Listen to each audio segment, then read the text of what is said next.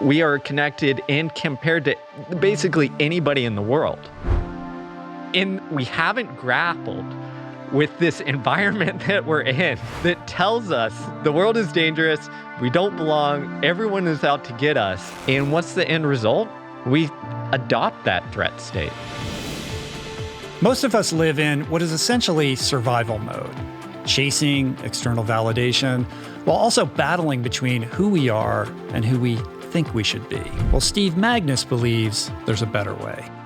A former elite track and field coach to Olympians turned best-selling author and high-performance authority, Steve has dedicated his career to understanding the nuances of high performance, which he furthers in his latest book, Win the Inside Game, in which he reveals why our pursuit of success often leads to self-sabotage and how to transform this pattern into sustainable growth. So much of whether we're talking in sport, performance, or creativity is figuring out these almost like mental games to convince our brain your life isn't over. It's being able to say, okay, I'm gonna strive for this, but I'm still gonna have a little bit of space between this goal and my sense of self. And I think that's where the magic occurs.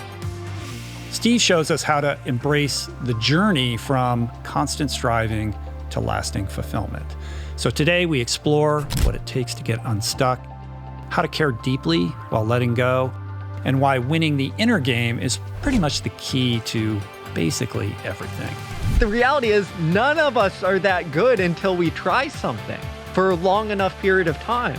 We're not allowed to not be good. Right. And I think when we have societally something that shifts and pushes us from stop exploring, then we're going to end up in bad places, whether as adults or kids. So what's the solution, Steve? Like, how do we emerge out of it? I think step one is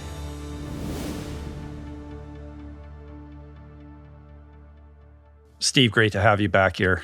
Oh, thanks for having me. Good to see you. Lots of stuff to talk about. We were just chatting before the podcast about how we all sort of study the things we most need to learn ourselves. And I think in many ways, going back to kind of what we talked about last time, your experience at the Nike Oregon project and your own kind of athletic ambitions, slightly unrealized, creates this curiosity and this desire to like understand like what held you back and how you can kind of pay forward what you learned to help other people kind of avoid the things that you had to contend with as a young person.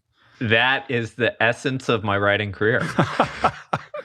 And you're still doing it. How many books have you written at this point? Oh, gosh. Five? Five. Yeah. Yeah.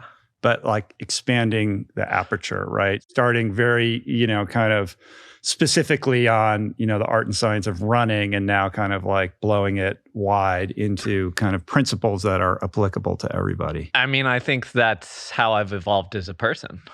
Because I was very narrow. My first book, Science of Running, no idea what I was doing.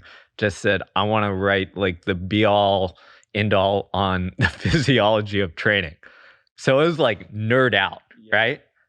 And that's all I cared about at that time. But as you can see in my writing career, like I've kind of expanded because the questions have expanded. At that time in my early 20s, like what mattered to me? How dare you get outside your lane? Coming from like the origin of that metaphor, right? Like a sport in which it's literally about being in your lane. But I think that's like the human experience. If all I stuck to was running and the physiology and the training of it, I would go mind-numbingly boring after a while. I don't know how people kind of do that. Like they're so into one thing and they stay there. Yeah, I would get bored. It blows my mind. I was talking to a good friend and author who's got a book coming out on this, Alex Hutchinson. Sure. I'm trying to get him on. We're working on scheduling right now. He was a very early guest on the show. Yeah. When his book Endure came out, which I still think is like, that sets the bar for everybody else. It is. I got to tell you, his new one is on, why we have this need to explore.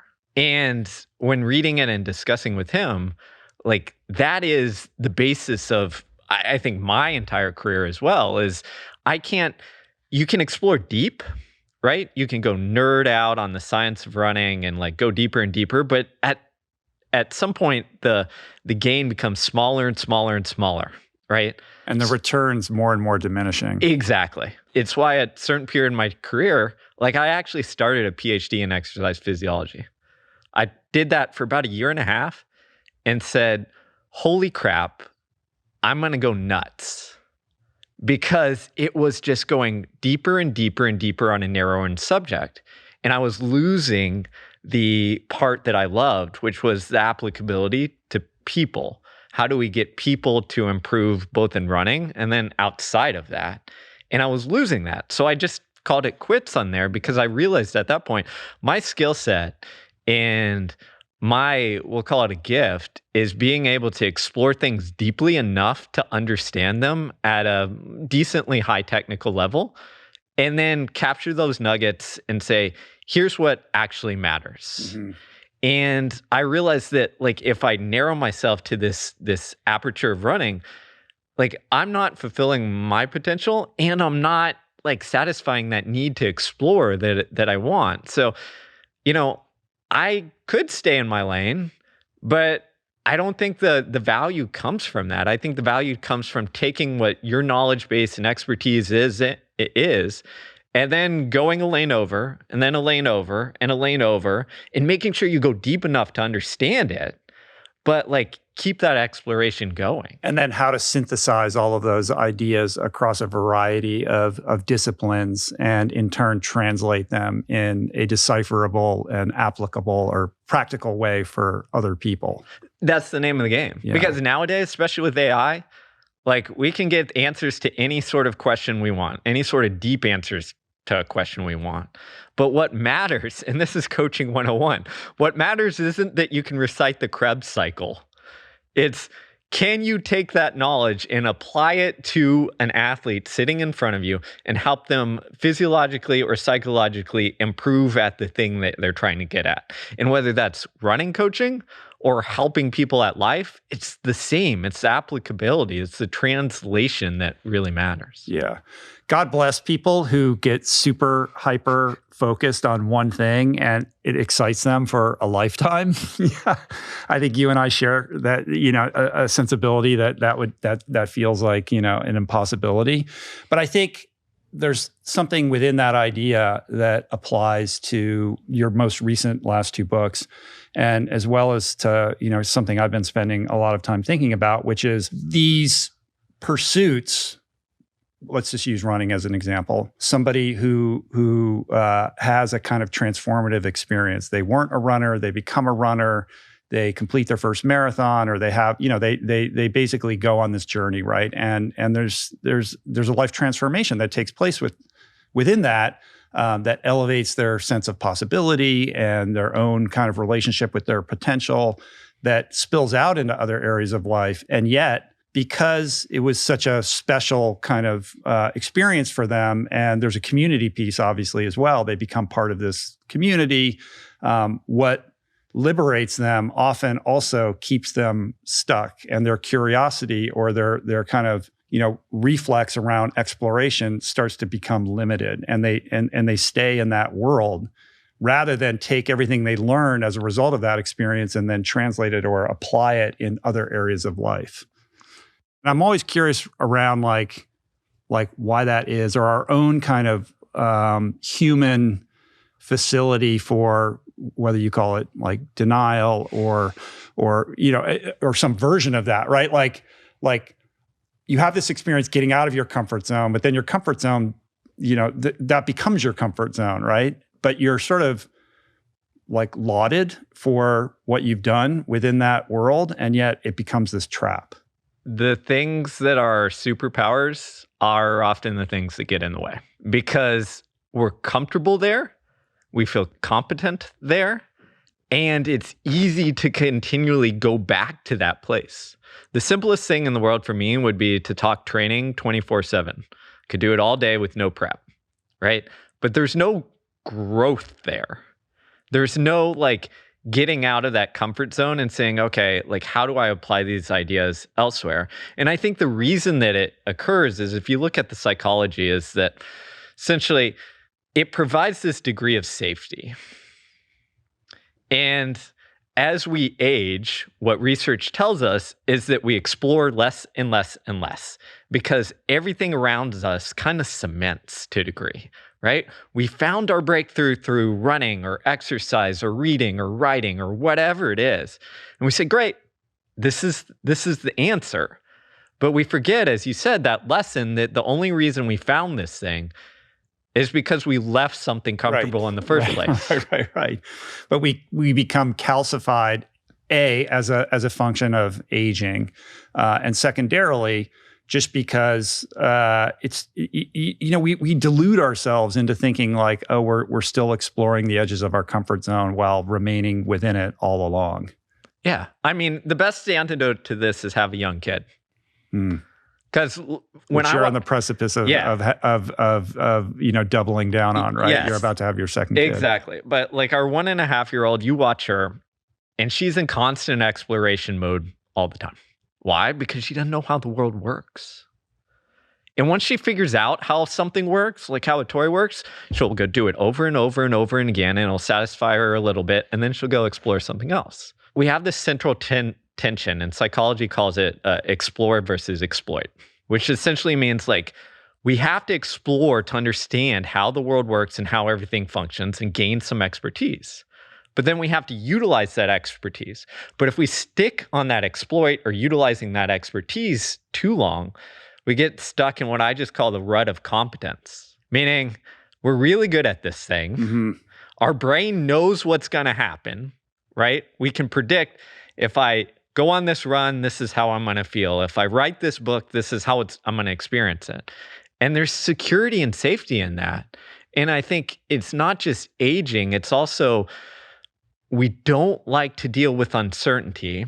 And I would double down on, in a world that is chaotic, uncertain, feels like we might not belong or like find our path because like it's the social media of everything, then that just pushes us more and more to narrow. So the more uncertain the world becomes, and we're certainly in a very uncertain moment, the more likely we are to kind of clutch to those things that make us feel safe. And that comes at the cost of that instinct to explore and be curious.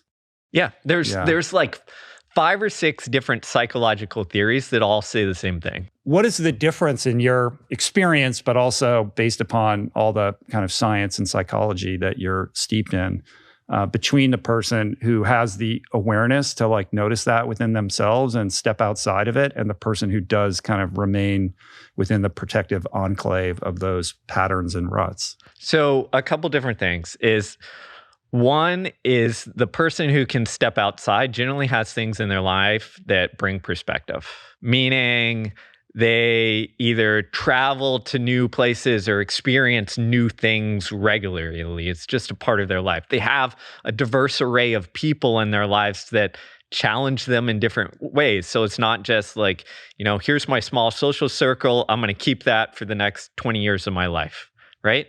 And then the second part of it is it requires some sense of security. So again, I'm going to go back to the toddler example. It's on my mind. Sorry, you're going to get lots of examples here. But my daughter will explore more so if she knows she's in a secure environment. Meaning if like me or my wife or, someone she knows is relatively near, she'll go run off at the park and just be gone, and explore. Because that sense of security is already taken care of. Bingo. Mom or dad or someone there is going to step in and save you if you got in real trouble, right? If that's not the case, if we dropped her off with like a new babysitter, she doesn't have that security. She's not wandering off, right? She's staying close to things that she knows and like identifies with, even in the environment. And the same is true for adults. So if we don't have that sense of security in kind of who we are or our environments or where we belong, then we're not going to be able to explore because we kind of get trapped in that kind of safety mode where it's just like we're the toddler. We're saying, no, I'm not going to leave this like couch or mom or dad because like this is the only place I feel safe. It's interesting when you reflect upon our own relationship with our sense of security in the world. Like, yes, there are things right now that do, kind of in fact make us feel perhaps a little bit more uncertain than we have in years past. But at the same time, the world has always been an uncertain place. And what is the relationship with our devices and the media landscape, doing with respect to that relationship with security that is compelling us to withdraw a little bit more than we otherwise would, because the incentive structure of media is to, kind of feed us with stories that make us afraid and tell us that the world is very unsafe and uncertain. The way I like to explain this is our brain is predictive. So I'll use another toddler example. Is a couple months ago, there was this trend on the internet where you essentially take your baby or toddler, you go up near a wall, you hit your hand on the wall to make a loud noise, and then you clutch the baby's head, and the baby will scream as if they hit their head. And what's happening there is a great example of how the brain works. Is it takes our priors, so our experience, our expectations, and then what's the feedback going on now? So the experience. And it says, hey, I'm going to judge based on these two things. In the toddler example, the feedback is saying, hey, you didn't hit your head. There's no pain. But the rest of it, for me or whoever's holding there, you hear the noise, you see mom or dad clutch your head, so the baby screams, right? That's how our brain works. It's predictive. Now think of it as adults in an information environment. If we're constantly inundated with things that tell us that the world is dangerous, threats and fear are at our, neighborhood, on coming through our social media app and all that stuff, then our predictive brain says, okay, what am I going to trust? What I see in front of me, which is like not that dangerous, no one's trying to get me, or what all this information tells me. You're going to be like the toddler who trusts that, hey, I hit the wall. And there's been decades of research on this, going back to the 1970s and 80s. This pioneer called George Gerbner coined mean world syndrome. And he essentially found that the more people watched local news in the 70s and 80s, when it was like the beginning of if it bleeds, it leads, the more anxiety they had. And then the more they felt like and report that like their neighborhood wasn't safe. And it's only gotten worse since then. There was, years ago when the Boston Marathon bombing occurred, they ran this fascinating study where they looked at people who were there on that day in Boston, who essentially witnessed the bombing or were very nearby. And they compared their stress levels for the next, days and weeks compared to people who just watched news or went on Reddit or went on social media. And what they found is that those who consume more than 6 hours a day of either social media, Reddit, TV, they had higher stress levels than people who were actually there that day. Wow. And the point is, like, we haven't grappled with this environment that we're in. Yeah. That tells us, like, the world is dangerous, we don't belong, everyone is out to get us. And we just weren't meant to kind of grow up in this place. Like, I could go on for this in days, but we essentially evolved to handle, a couple dozen tribe mates and figure out our place in the world within that. And instead, we got thrown into this world where we are connected and compared, which is the biggest thing, compared to basically anybody in the world. So of course, we're going to feel like the world is threatening, we're insignificant, there's no place to be. And what's the end result? We shut down. We get anxious. We adopt that threat state. The brain is as predictive as it is addicted, right? Like you have this example in the book of the nail in the boot, the guy with the nail in the boot who thinks that he's been injured and they discover like, oh, the nail went in between his toes, which is, that kind of like captures the whole thing, right? Yeah, it's true. But the difference with respect to our media landscape is the addictive nature in which it's fed to us and our kind of brain's inability to, see it for what it is and take a step back from it. Exactly. We can, in that example, you can take off the boot, you see the nail isn't in your foot and you're okay, right? Your brain goes, okay, I'm going to update. Like, I'm not in pain. In the media example, the addiction is there. And the incentives all align to push us towards like shallower and shallower and shallower content that gets the fear, outrage, anxiety driven. And it's there for a reason. Like stress isn't bad. The anxiety isn't bad, but it's there for a specific short-term point to alert us and then have us do something about it.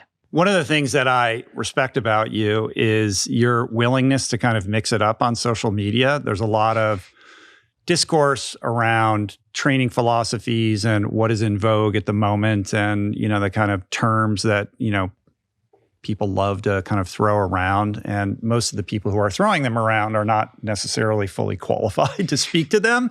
And you're willing to kind of like go in there and be this tuning fork to separate kind of fact from fiction, which is something I really don't do, but had a sort of mild experience with recently. Like usually, like to your point about like how we kind of withdraw, you know, because it feels threatening.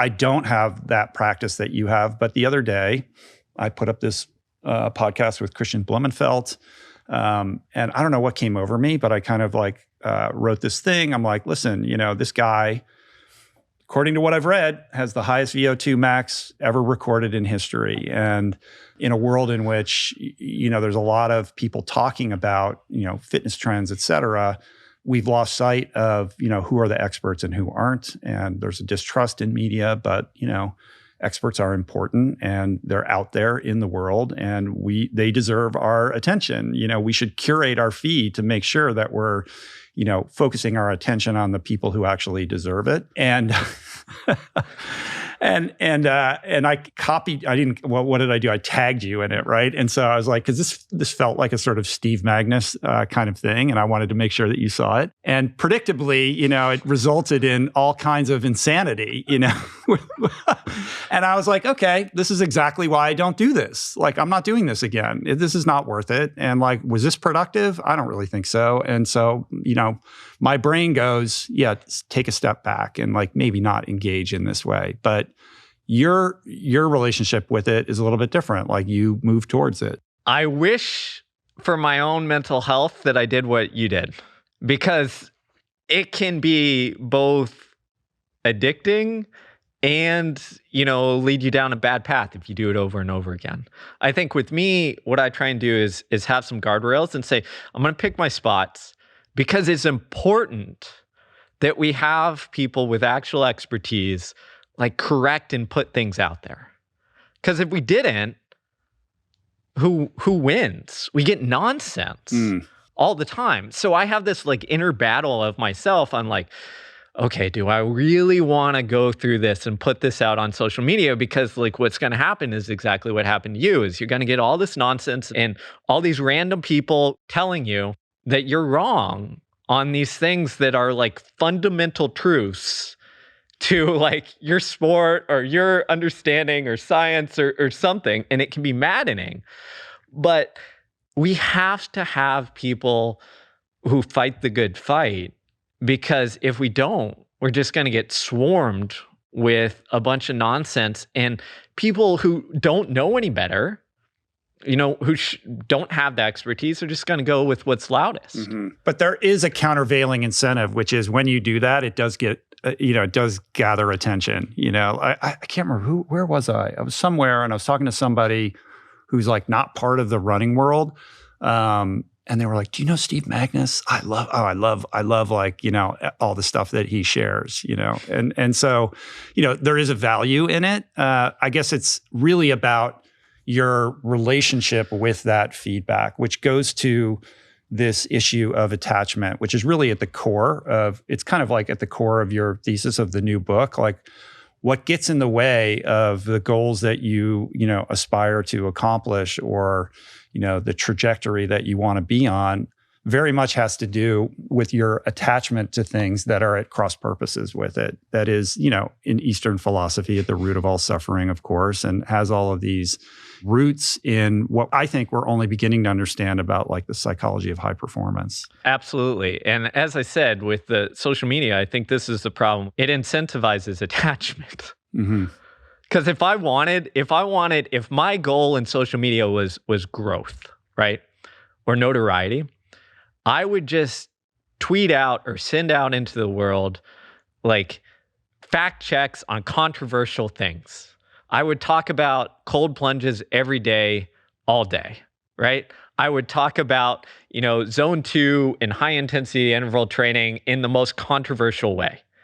But if I do that, what happens to me is I essentially like cling and attach to these things. It's no different than if I was a diet influencer and I called myself, the carnivore diet guy, and that was my name, my label, everything.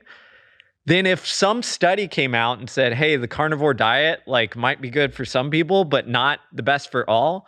I think those studies might exist. They probably do. I'm almost certainly they do.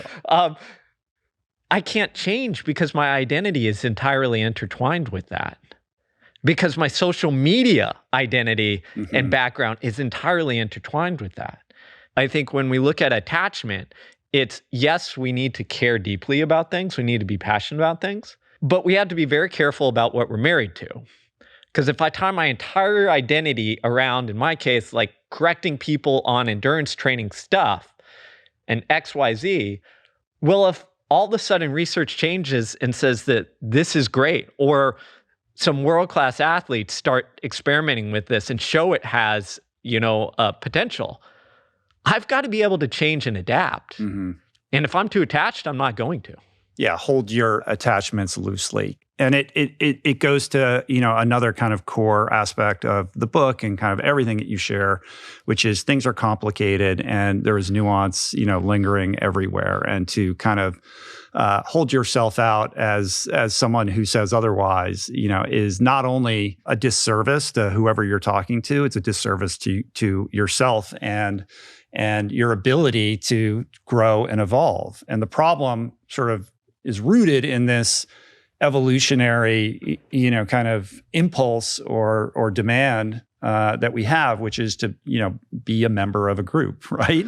Like that is our core thing. Like we want to be, part of a community. And the problem arises when that becomes a really calcified attachment that then any idea, that is at cross purposes with that kind of is taken as like an attack or an assault. And you defend that you have to defend against. When you're in protect and defend mode, you essentially shut down listening and learning. And what all sorts of research tells us is that the easiest way to get in protect and defend mode is attach yourself to some sort of group identity. And there's some fascinating work that essentially shows that, well, we think that we choose our groups based on like our ethics and morals and values and all that stuff. It actually kind of works the opposite way, is once we're in a group, our values, ethics, morals shift wherever that group goes to a large degree. And that's why it's really important to A, choose your groups wisely, and then B, have some sort of like decentering or like not clinging attachment to that group, where it's like, again, there's certain people you're married to, right? Your wife, your family, they're part of it, but everything else we get to choose. And I think that is the key, is that for whatever reason in modern society, because of some of the things that we've talked about, living in this kind of threat survival mode, is we tend to cling to those groups and attach because like they fill a void. And when we do that, we stop listening, learning. Yeah, there's group identity and then there's our own identity. And I think when you mistake those with each other and your relationship with your own identity is so kind of intrinsic or tied to in an unhealthy way the identity of a group, that any kind of threat to the group is a threat on your own identity. And again, this goes to like nuance, right? Like, and intrinsic versus extrinsic motivations. Like we want to be intrinsically motivated, which means we need to have this, connection and relationship with ourselves where, we understand what our own identity is and what's important to us. But when we hold on to our identity too tightly, those extrinsic kind of ideas or impulses are then kind of taken as a threat to that. There's ideas or opinions, but when those are too closely aligned with like who you think you are and how you hold yourself out to the world, then it becomes problematic. It's one of the central problems of our current world. Because think about it. Whether we look at, I'm not going to go there, but politics, whether we look at diet, even fitness, health, there are certain topics that if you brought them up to certain people, to a large amount of people, what happens? We go straight into that protective end mode because there's that identity intertwinement.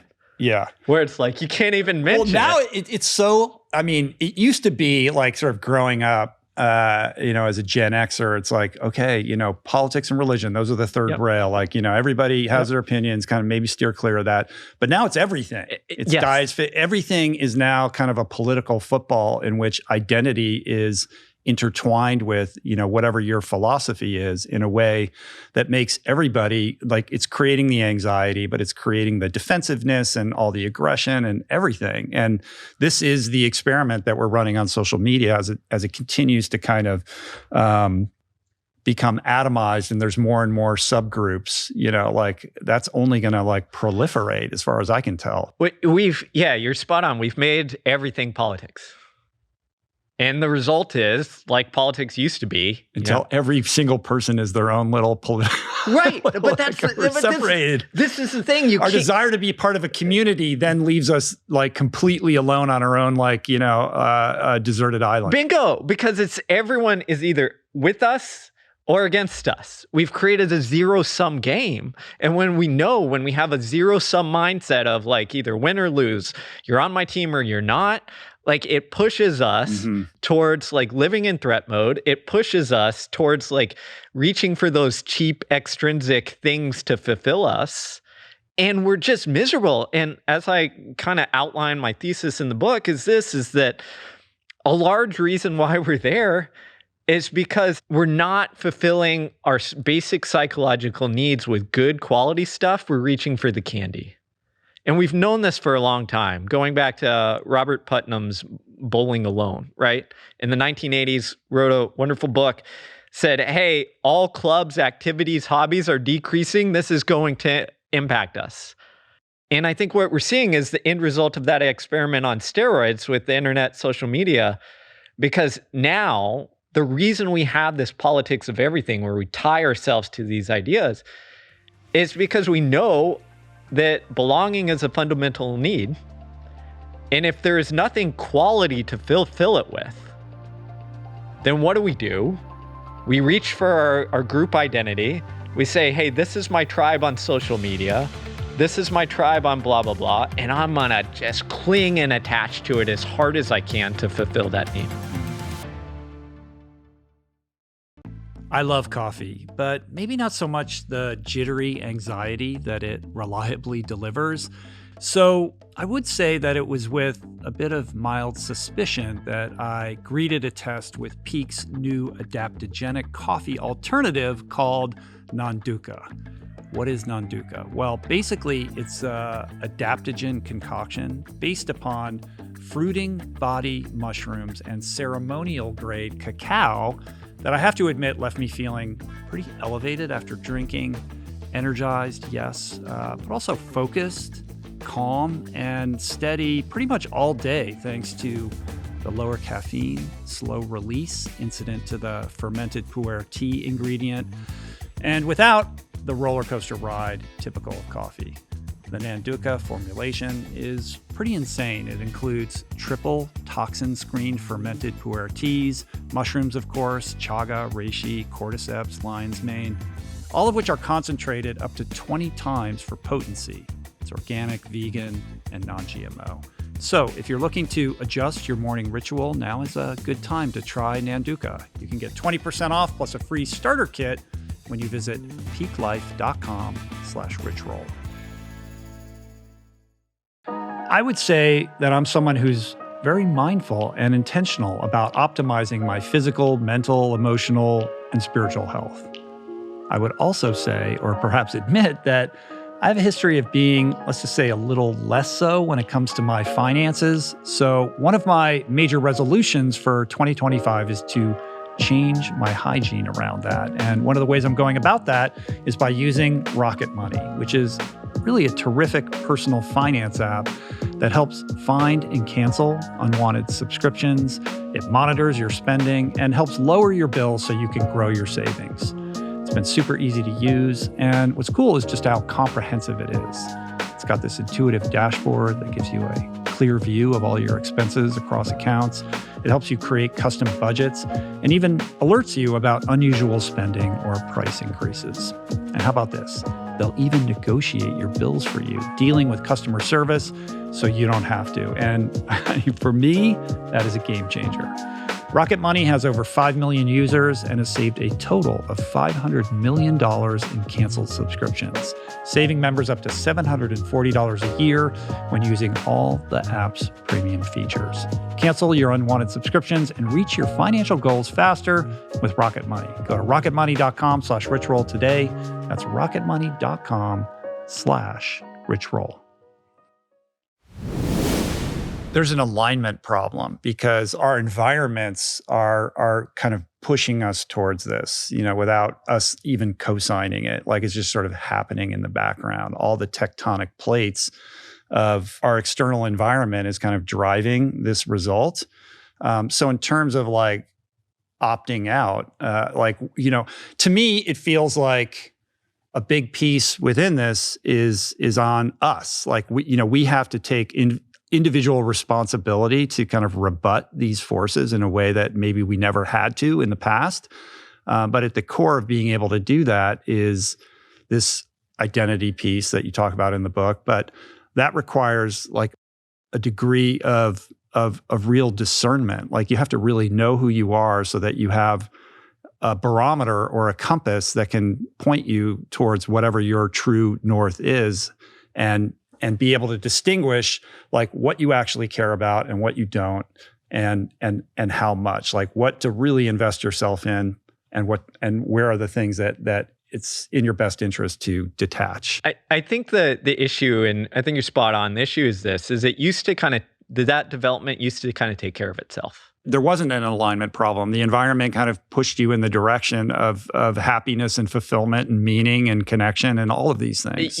Exactly, right? We had, even if you look at kids had time to explore, right? They weren't inundated with social media comparisons. They explored locally, right? So me and running, how did I fall in love with running? I found out I was pretty good, right? Not globally, just within my class and middle school and beyond. And if I had to compare myself to everyone when I was a middle schooler playing soccer and running the mile, I'd look and I'd be like, oh my gosh, I'm so much slower than all these guys over here and so much slower than many of the girls of the same age. Why would I pursue this?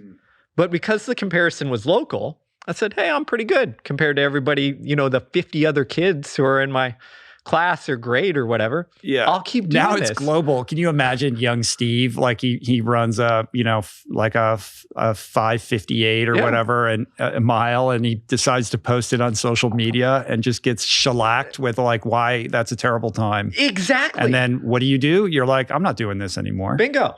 That's it. Like, we have cut off the role for like finding and exploring in a secure environment where we get to dabble long enough to see, do I enjoy this? Am I good at it? Does it bring me significance and meaning? Because if we post about it, share about it, we're going to get killed essentially right away, right? I'm gonna be like, no, I'm not that good. But the reality is none of us are that good until we try something for a long enough period of time. But we've we're not allowed to not be good, right, anymore. And I even struggle with this with myself, right?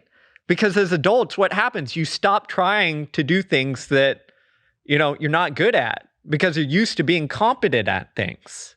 So we stop trying new things. And I think when we have societally something that shifts and pushes us from stop exploring, then we're going to end up in bad places, whether as adults or kids, because we don't get that natural cycle of like exploring something until we figure out if we're good at it. So what's the solution, Steve? What have you discovered going down the rabbit hole of this problem? Like, how do we emerge out of it?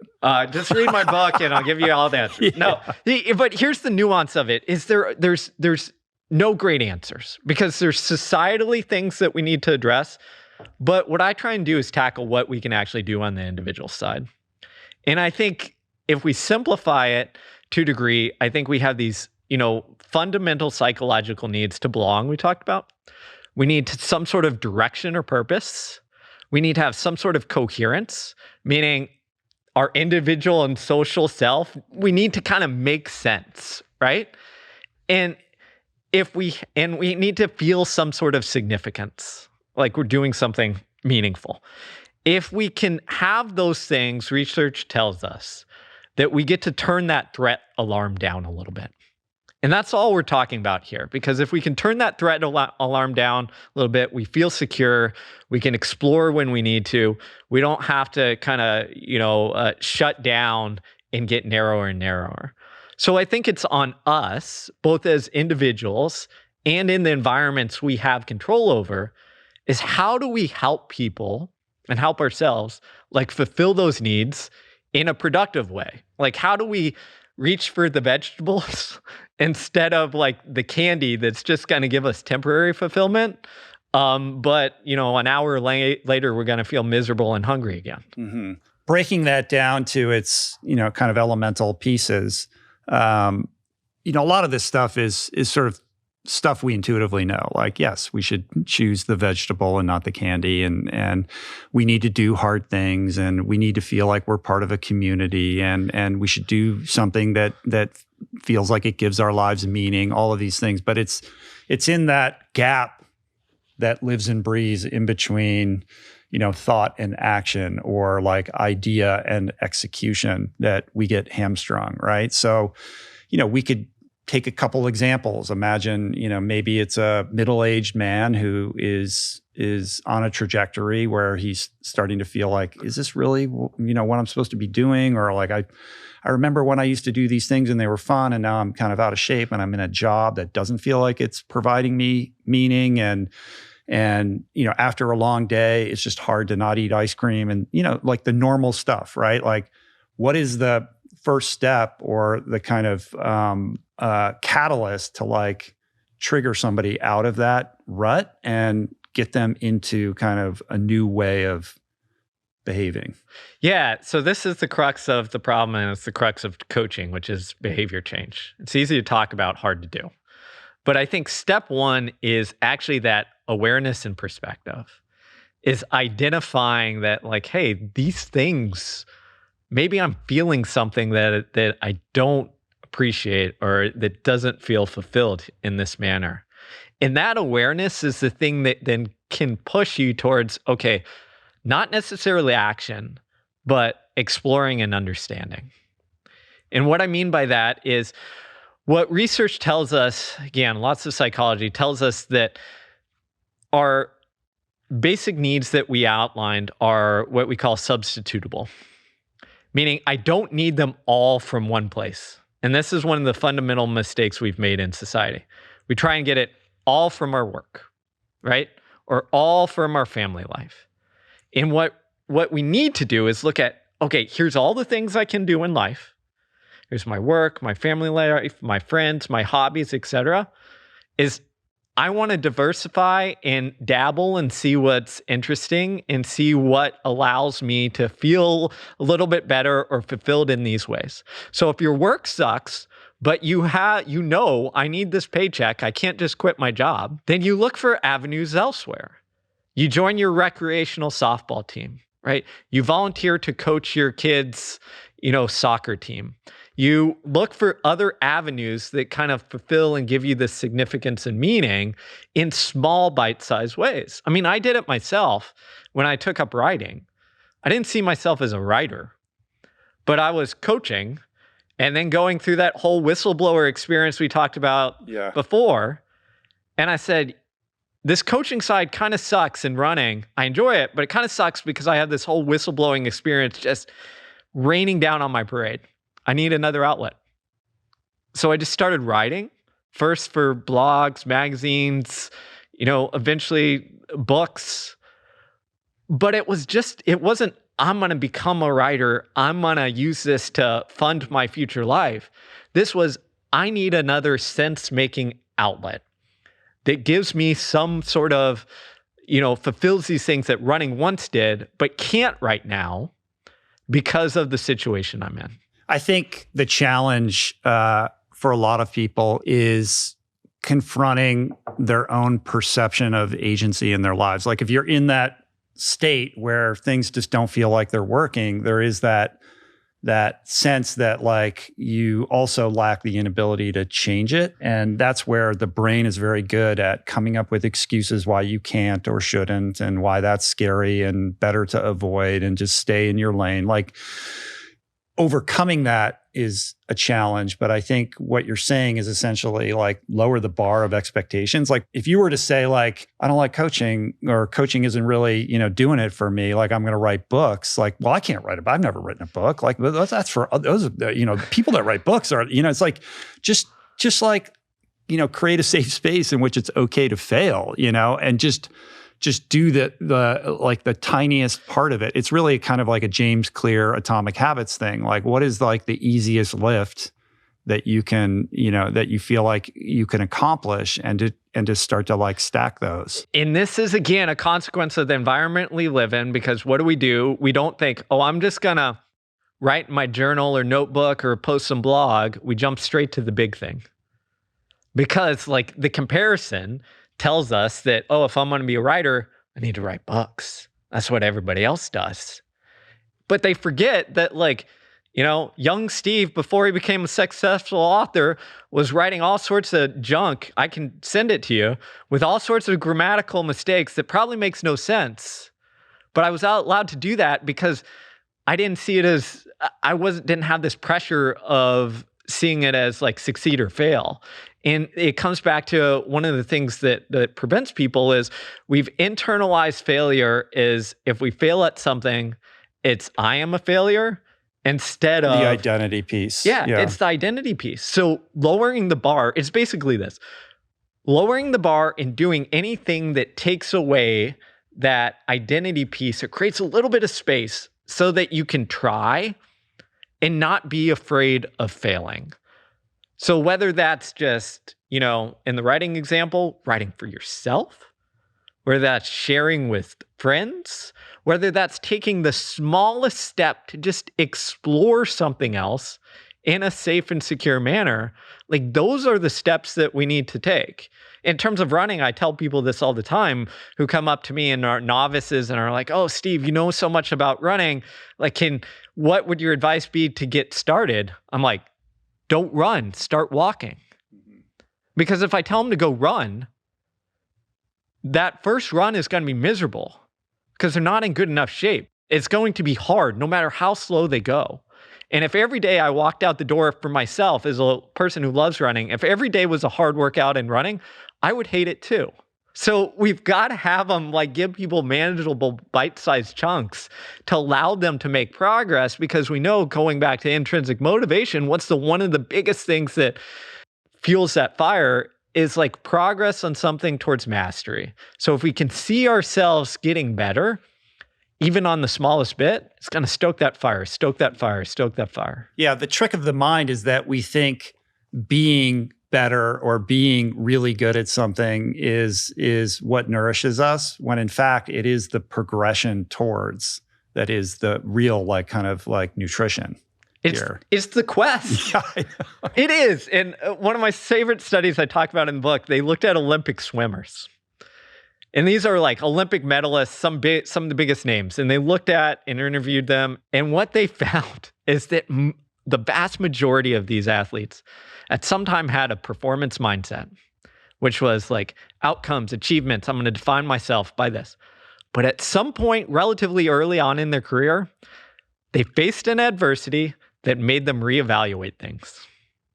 And they called it an adversity that made them switch to a quest mindset, which is exactly what you're talking about there, which is it's the progress, it's the exploration, it's the doing thing on the way to wherever we end up that makes us and is the important part. But we get distracted and think the important part is like achieving that end goal when it's not. Yeah. The best modern example of that with respect to Olympic swimmers, I think is Caleb Dressel, who anybody who saw him compete in Paris or knows a little bit about his story. This is a guy who was, kind of poised to be the next Michael Phelps and was extremely successful and then struggled and had to contend with some mental health stuff that really derailed his career. And he had to find a way back. And in order to do that, he had to confront, these mental health challenges and begin to work through them, which he did.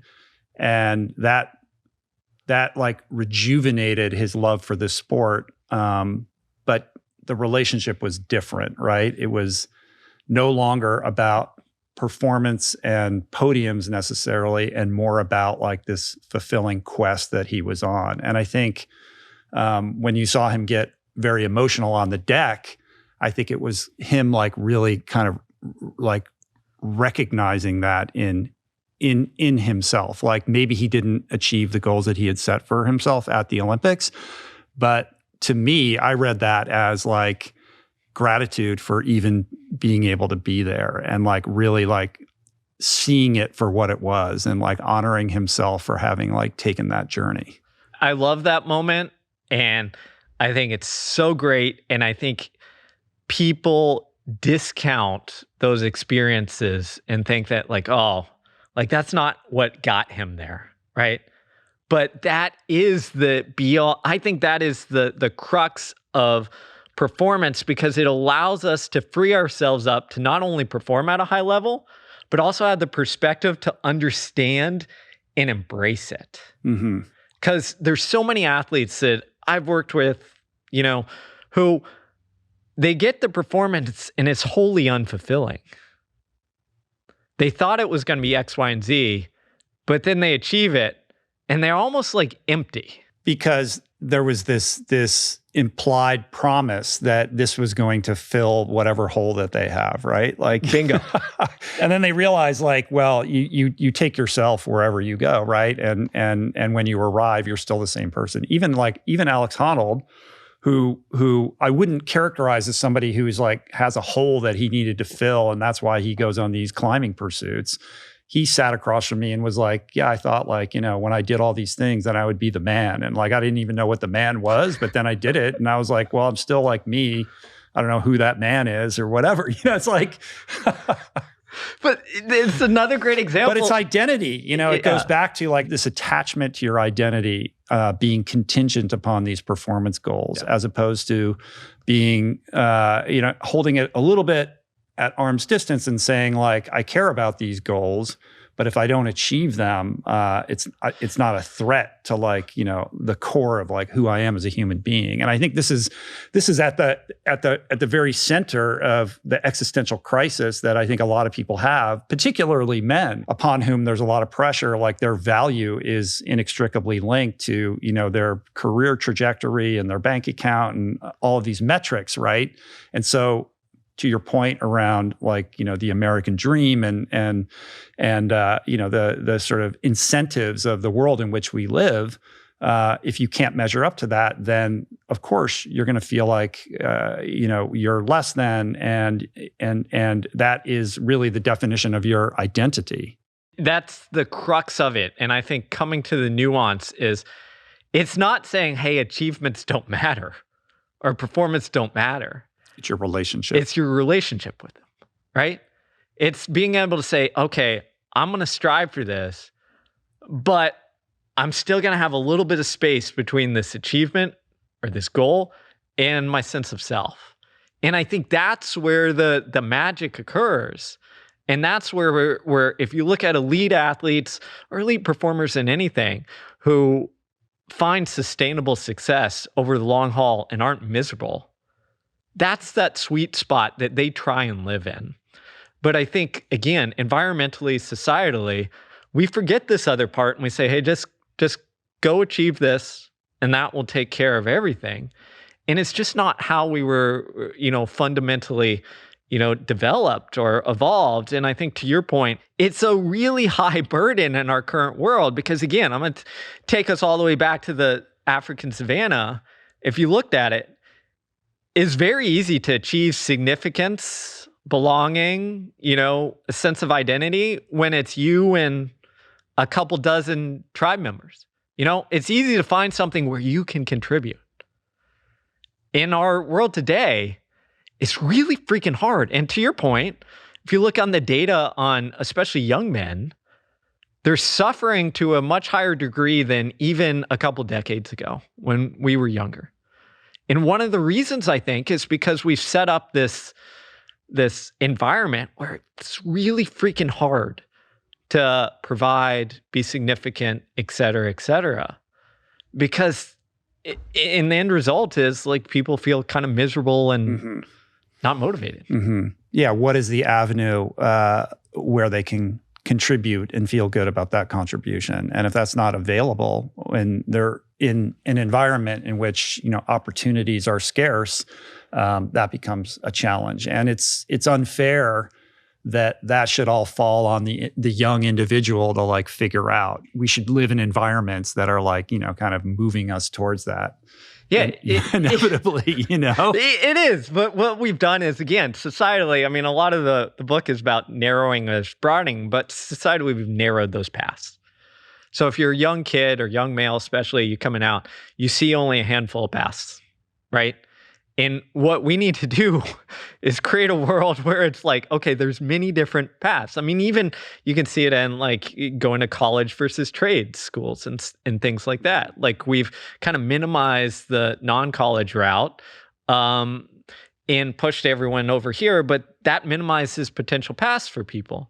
And I know we're talking about young men, but it applies to everything. I mean, the role model effect is real. So my wife's a teacher. And there's all sorts of wonderful data that shows us essentially like one of the biggest impactors for young kids in school is being able to see a future in something. And there's data, for instance, on, we'll take teachers. If a black kid has a black teacher, it increases his chance of graduating, going to college, and being successful by, I forget the exact number, but it's something like 15 to 20%. Okay. Why? Role model effect. You see a future, and that future is a little bit more attainable because like you have someone to relate to, right? The same thing applies to whether we're talking about different jobs, avenues, anything, is we've got to be able to see future paths. And instead what we've done is kind of narrowed them so that it's kind of impossible. At the same time, and this goes to the it's not a black or white thing, and it's kind of yes and both. Yep. We're also, I think it needs to be said, like in an environment where we can find mentors and we can find inspiration and we can find role models in a way we never could before. Like any kid, who goes on YouTube can find, somebody who looks like them, who's doing something that they're interested in, that, 50 years ago would be impossible if you lived in a small town in Alabama or whatever, right? Like, so the exposure to that type of inspiration is like at full blast right now. And you can, go on Spotify or Apple Podcasts and find a podcast where somebody who does that thing that you're curious about is going to tell you exactly how he figured out how to do it and create a career out of it. So that too is also at play, and yet amidst the narrowing that you spoke to, doesn't seem to necessarily be the full antidote that we need. Well, what it is we've solved part of the problem with that, is we have what I'd call like distanced awareness, right? I can go on YouTube, I can listen to many of the guests you've interviewed and say, hey, this is cool, I'm going to try and explore this. But then we don't have the, what I'd call like depth or local awareness. Because we've kind of given away those those paths or understanding.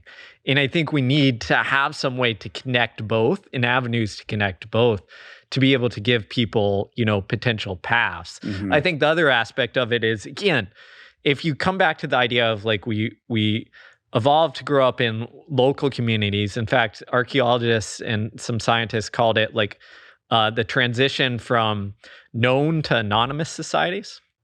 So there's all sorts of data that showed that, again, way back in the day, tribes generally expanded to about 150 people. And then they had infighting and split up. And for, millennia, they couldn't get past the 150 people number until the solution was social institutions evolved. So we started to have religion, marriage, things that researchers called men's club, which were essentially things for men to do besides fight. And these social institutions allowed us to break through this 150 person, barrier to go move to anonymous society where we didn't have to know or be connected to everyone. And the argument I would make nowadays is we're at another transition. We went from a society that wasn't all interconnected, but was global, to now we've hit this, like, you're connected to everyone. There's potential paths almost everywhere, but it's overwhelming. And we need some sort of, I don't know what the answers are, but some sort of social institutions that say, okay, here's how we organize, here's how we do things, here's how we have paths that provide like the ability to expand past that barrier. At the same time, that's beyond the individual's sort of, agency or capacity to create. And turning back to like what we can do, what we do have control over, and perhaps our example of the middle-aged person who's having this crisis of meaning. To me, and let me know what you think of this, like, I think the biggest piece, obviously, is your relationship to your own identity and being willing to go on that kind of inward journey to understand who you are. But within that, in terms of like the way out or like the spark to kind of snap you out of whatever situation you're in and move you towards a new one, begins and ends with your relationship with curiosity, which is kind of the generative force of every exploration. So rather than say, well, I don't feel like my life's so meaningful, so I guess I should run a marathon. Like, are you really curious about that? Or is that just a reaction to, an external stimuli because you've seen other people doing that and you don't know what else to do? Instead, like, I think that the better path is to really understand your own curiosity. The problem with that is that, it goes back to our environmental, kind of incentives, like this American, like capitalistic society is not conducive to everybody kind of sort of investing in their own curiosity. Like, in fact, our culture is an antagonist to curiosity because curiosity is a threat to security and kind of institutional, kind of rules and regulations, right? Like, if you have a job, you're not like directed to like, be curious, try things. No, it's like stay within your lane, right? To go back to what we said at the beginning. So we cut off our relationship with our own curiosity to the extent of like not even noticing it or paying attention to it. We've relegated it, to some kind of dark place. So when you say like, be curious or invest in it's like, I don't know what I'm curious about. Like, my whole life, I've kind of like never even thought about my own curiosity, right? Like, how do I even get back to that place where I can be curious and like notice things? And then when I do notice them, say, oh, like I do feel like maybe I'd be interested in that. And then follow that up with taking some kind of action to then go towards it. You know what one of the biggest propellers of curiosity is? Boredom. And we've eliminated boredom. Because what do? If I'm standing in line at the airport, I pull out my phone, right? And then I scroll mindlessly. And the algorithm will say, I know what you're curious about, but Bingo. Are you? Or are you just impulsed in some kind of addictive way, that's being directed by your lizard brain? Right. That's it. So what psychology research tells us is that, like, if you're bored for a little bit, your brain then pushes you to find some sort of solution, which is where curiosity comes from. Again, look at young kids, right? What do they do when they're bored? They often create games, right? They pick up a stick in the yard and start playing war or whatever it is, because they're filling that space. And what we need to do is get back to moments in our lives where we have more of that. This is why I love running and love exercise, or love walking, whatever it is, because I will leave my phone at home and I will go and just raw dog it. And I'll just go, right? What a courageous man you are. But it's almost like you're cutting against the grain to even go running without your earbuds in and the latest podcast or music, the album that dropped. But I'll tell you this, 100%, if I didn't do that, I would not be writing books, because most of either my ideas or the solving of how in the hell am I going to make this connect and work in this book comes either on a walk or a run without, a podcast or things. And I love podcasts, but I listen to them intentionally. When I go on a run, I use that as my curiosity time. Let's let my mind wander. And whether yours is running, walking, some sort of meditative experience, doing things without, being plugged in all the time, I think we have to figure out ways in our environment to like bring that back. Mm-hmm. And the other thing I would say in terms of curiosity is we need more what I'll just call play. Because again, the kid example, what sparks curiosity? You're playing. And in fact, some recent researchers came out and had this big statement that said, hey, one of the reasons why the youth health mental crisis is coming around is because we've over-organized everything to death so that kids aren't playing. Mm. Because if you look at the role play fulfills with kids is it teaches them how to interact, it teaches them how to develop their own rules and constraints, etc., teaches them how to solve problems and like explore. And I think as adults, you're probably saying, well, I'm not going to go out in the yard and swing or what have you. But what's play for adults? Think about it. I mean, as a writer, play for me is reading and exploring ideas with no end game in sight. Saying, you know what? And I'll do this. I'll go on, I call them down the rabbit hole days, where I get sparked by maybe a research paper or an interview or even a podcast I listen to. And I say, you know what? I don't know if this is going to go anywhere, but I'm just going to spend a couple hours and just go down the rabbit hole. One article to the next or one interview to the next and learn more about it. And most of the times nothing comes out of it, but every once in a while it sparks that curiosity. And then it turns into a major chapter or part of a book or something else. And it has that end result that is valuable, but I didn't start down that path saying, oh, I'm gonna use this to create my next book.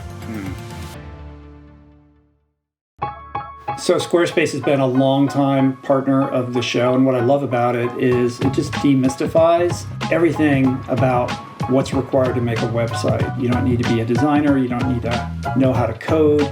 Everything is right at your fingertips. They make it super simple, and they've got these unbelievably beautiful templates to choose from that are oriented around whatever your needs may be.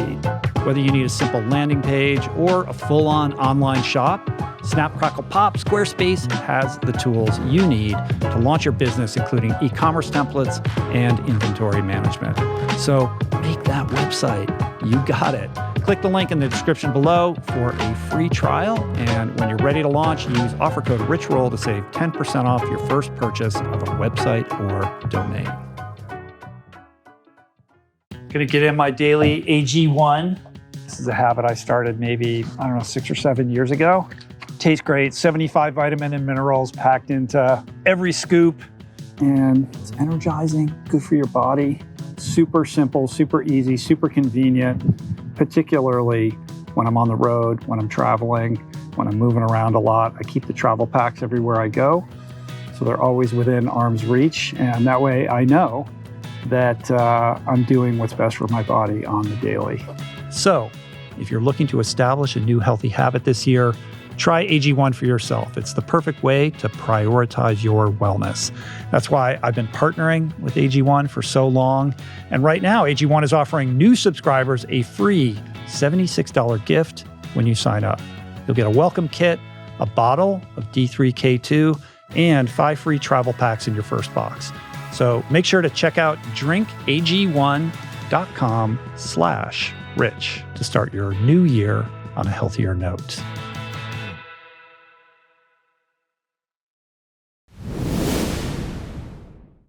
I do agree that running is like the ultimate kind of instigator for, kind of creative thoughts and curiosity. I mean, I wonder, maybe you know this, like, is there science around how being in a kind of elevated state of exertion, in that kind of like comfortable zone 2 state where your blood is pumping and lends itself to your brain kind of being in that, to inhabit that space? Yep, there's lots of science. And here's what it goes, is there's a sweet spot in terms of what we just call physiological arousal.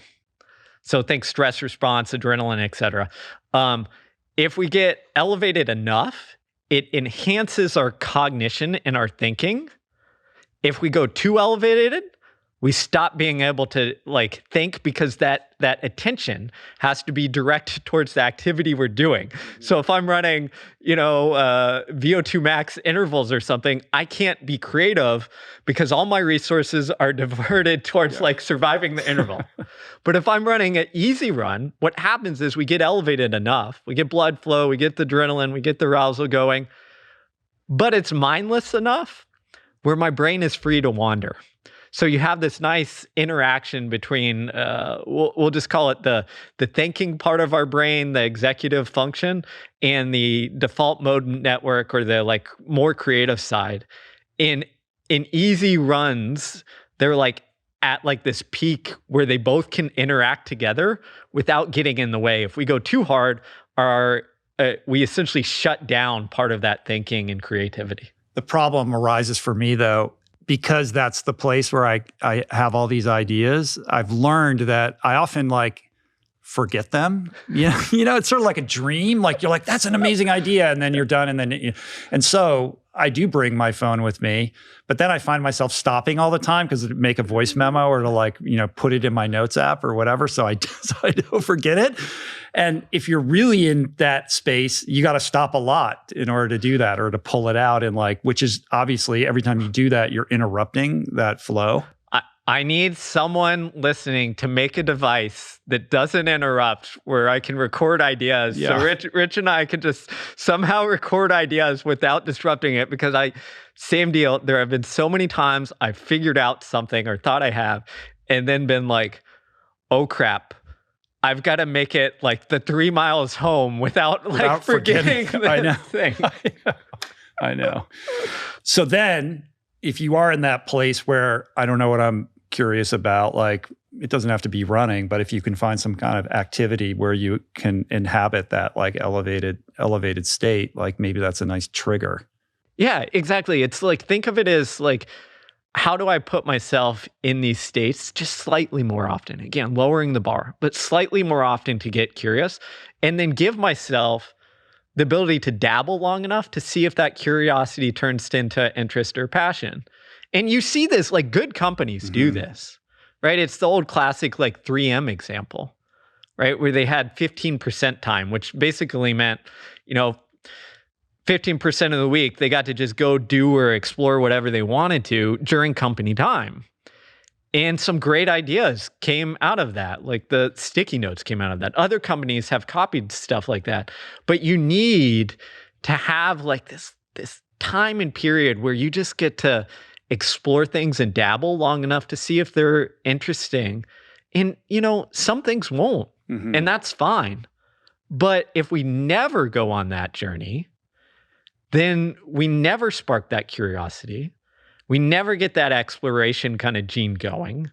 And instead, we stick to narrow, comfortable, same old.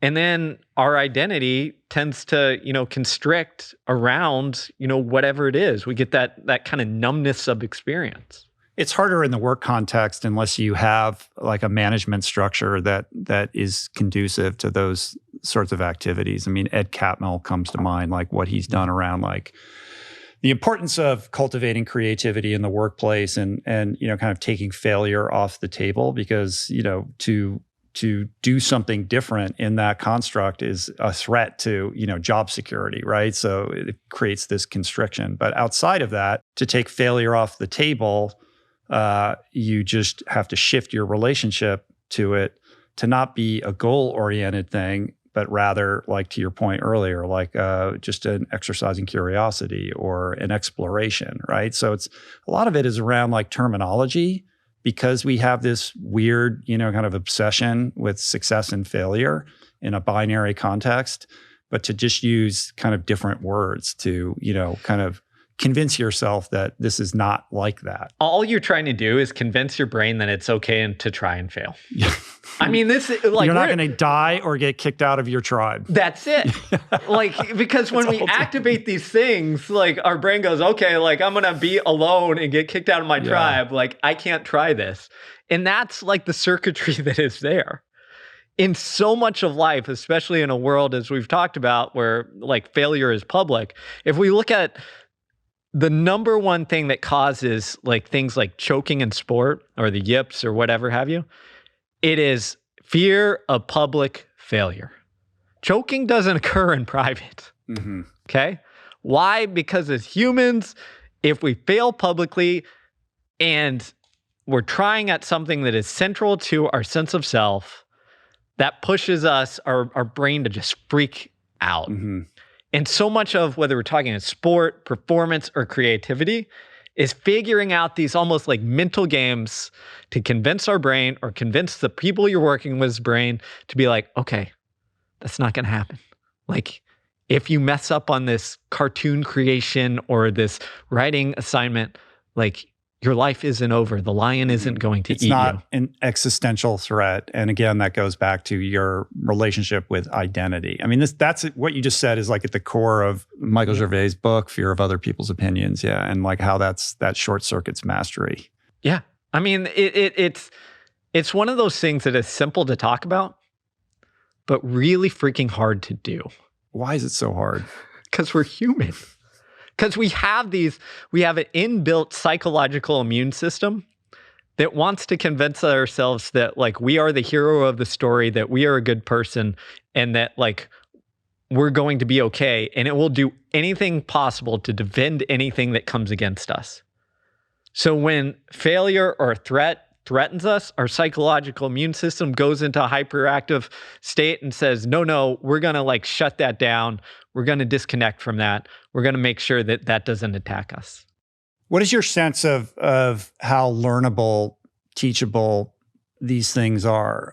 On some level, when you look at people or perhaps like athletes that you've coached and you see people who kind of understand these principles naturally and are able to kind of be adaptable in their environments, that's often a function of the environments in which they were raised, when their brains were still kind of forming and those neural pathways were, kind of being created in an environment where they did feel safe, and like all the parenting and all of that was kind of like dialed in to, create this individual who could be healthy in the world. Short of that, somebody else who maybe has an attachment disorder or didn't have certain emotional needs met, and they're in the world with completely different neural pathways that you then have to undo and kind of rewire.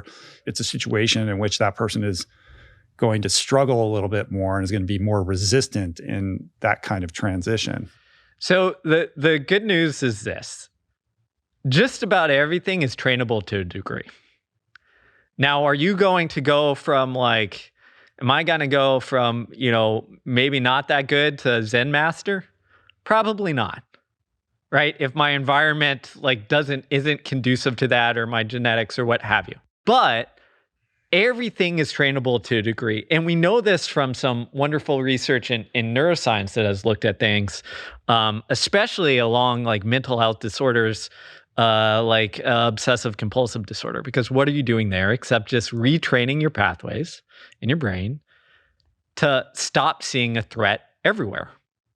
And although it is really hard, especially for like severe cases, there is improvement even among severe cases, right? Where we see if we follow this path, if we like retrain our brain in those pathways a little bit, we can stop getting our fear centers to think that like, hey, there's a threat around every corner and we're going to be okay. Now, are we going to take that person and make them like OCD free? No, probably not. But we're going to get them to a state where they can be okay and perform and like live life. And I think that is true whether we look at that from a mental health standpoint or whether we look at this from a performance standpoint, because we can see it in other areas where we take athletes, for instance, who suffer the extreme versions of like the yips. There are successful cases of people getting rid of it and getting back to high performance. Why? Because all of these pathways are to a degree trainable if we, again, do the right things to convince our brain that this threat might be there, but it doesn't have to be at the level that it is right now. We can turn it down from a 9 to a 4. And if we're at a 4, we can function, right? And that's the key.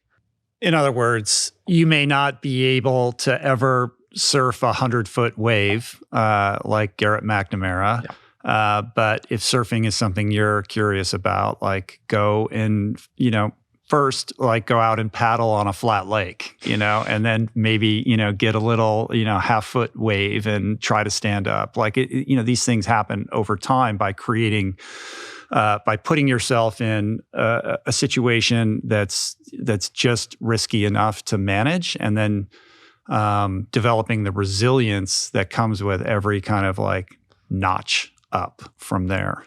It's a long path. This is why like we struggle with it, because it takes time to like get that effect to have or that adaptation. It's a slow path. But if you stick at it on whether we're talking about physical pursuits or mental pursuits, the research is clear and the science is clear, is that like a long time spent like slowly adapting our mind or body works. Can we shift gears and bust a few fitness myths? I can't have you here and not like have you kind of roll up your sleeves and get into the muck a little bit. You've been coaching athletes for a long time. You are well versed in the science of speed and endurance, and it must come with some frustration to pay witness to the discourse that you see online around concepts like zone 2 training, high intensity training, VO2 max, terms that are getting thrown around quite a bit, even more so than a couple of years ago, due in no small part to everybody's fascination around like emerging longevity science, right? And so now we have these like sort of longevity influencers out there who are using these terms. Some are using them appropriately, some not so much. But I think it's creating a lot of confusion for people who are interested in like, should I be doing like, a lot of zone 2, and when do I do my strength workout, and when do I need that kind of higher intensity, and like, what am I supposed to think about like VO2 max and its relationship not only to my fitness to like, but also like in terms of like how long I'm going to live. Do you have like a manifesto on this, or like, I don't even know where to start with all of this because there's so much here. We could go for hours, Rich. But why don't I start with this one? I just had Rhonda Patrick in here the other day, who I think is super smart. Yep. And I think she's, highly somebody who operates with a lot of integrity and is deep into the science. And she has done a lot of work around the importance of high intensity training, which she would call like vigorous exercise, right? And the relationship of that with this marker, VO2 max, and the importance of that marker in terms of like longevity. And so for the time crunched individual, she's basically saying like the 80-20 rule, which is like do most of your, 80% should be like your zone 2 or whatever, and 20% the more high intensity stuff, that if you don't have very much time, that should be something you should focus on more, because it kind of moves the needle much more so than if you only have used that short amount of time for zone 2.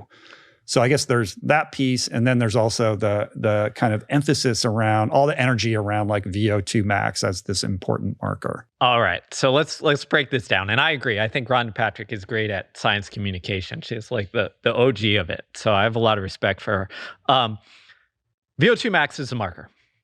Okay, let's start with this. If you look at all the research that does tie VO2 max to longevity, almost all of it does not measure VO2 max.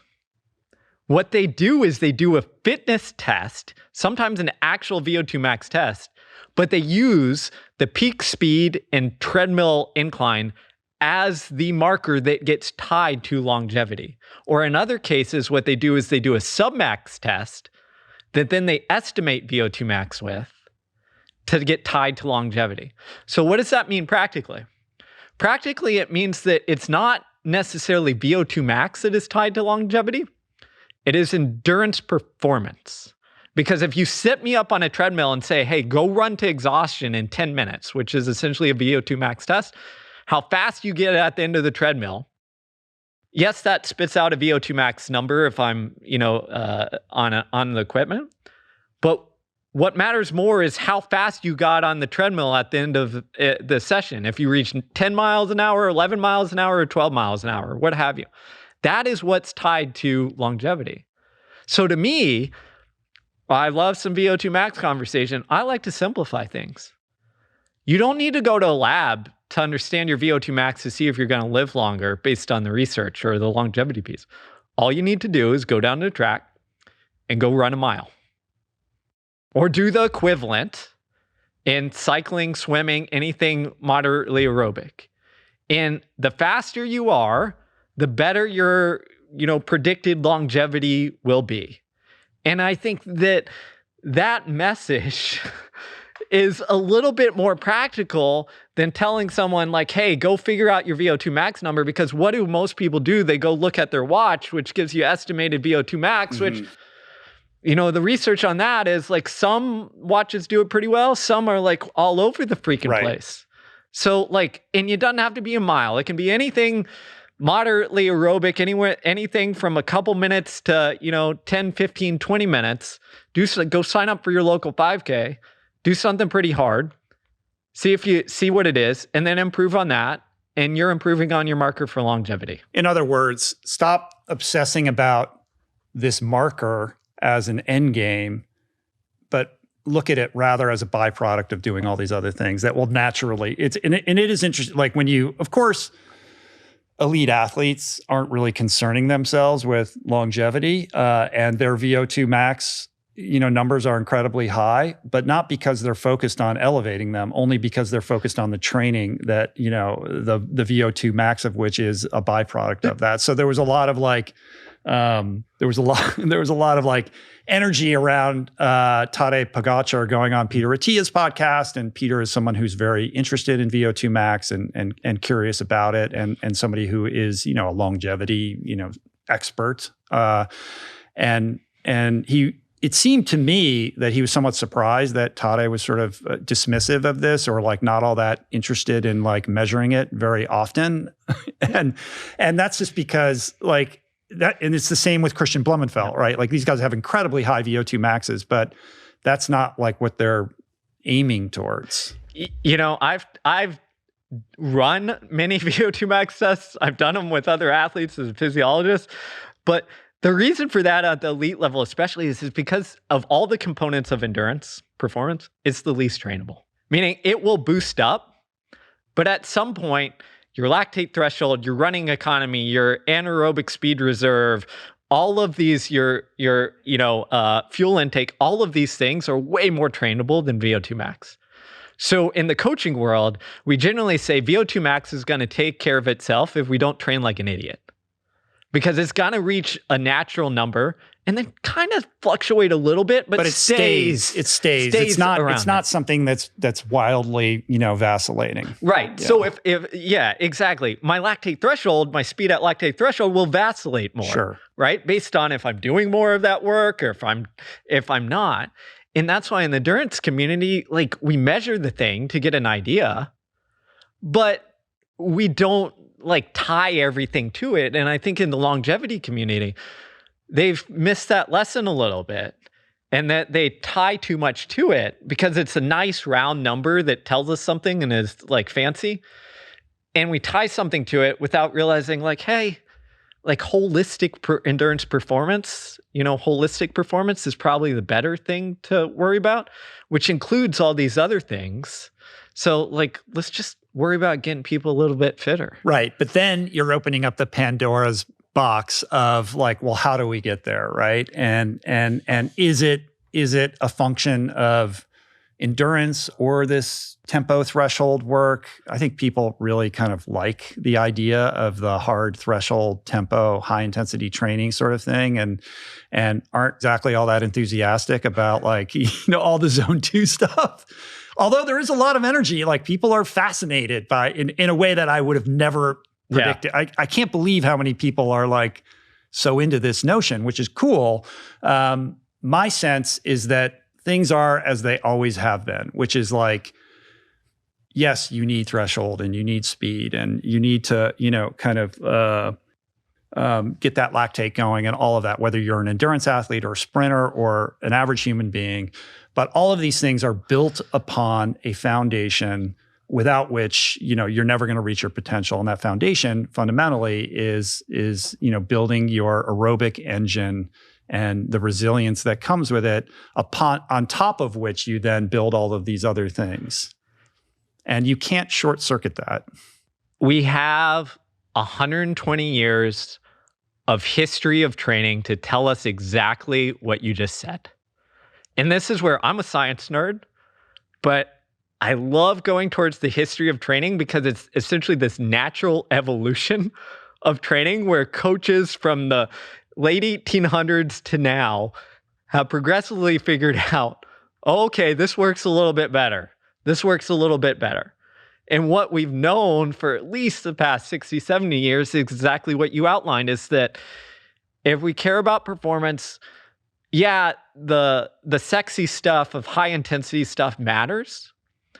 But if we do that without a foundation, our improvement is capped. Yeah, you will plateau. You will plateau. And furthermore, I would argue your risk of overtraining, especially if you're a novice, is higher because you don't have as much gap to make a mistake. Because if you have aerobic foundation, you can handle a little bit more and you can bounce back quicker from the intense stuff. If I don't have that, then I'm running intervals every day or every couple days, overtraining is going to happen at some point. And we know this. As a college coach, I would look at this all the time because you'd get high school kids and some high school kids are really well trained. And some had like the assistant football coach as their cross country coach who just like stood at the track and timed them every day. And they did intervals. And you'd be like, how come this kid ran really fast in the early season, then performances got way worse? It's like, oh, you had a football coach telling him, repeats on the track every day, and his aerobic base was gone. So we know this. Now, time crunch for novice or recreational people is a real thing. You can't replace it all with high intensity stuff and expect to, over the long haul, like get the benefits you need.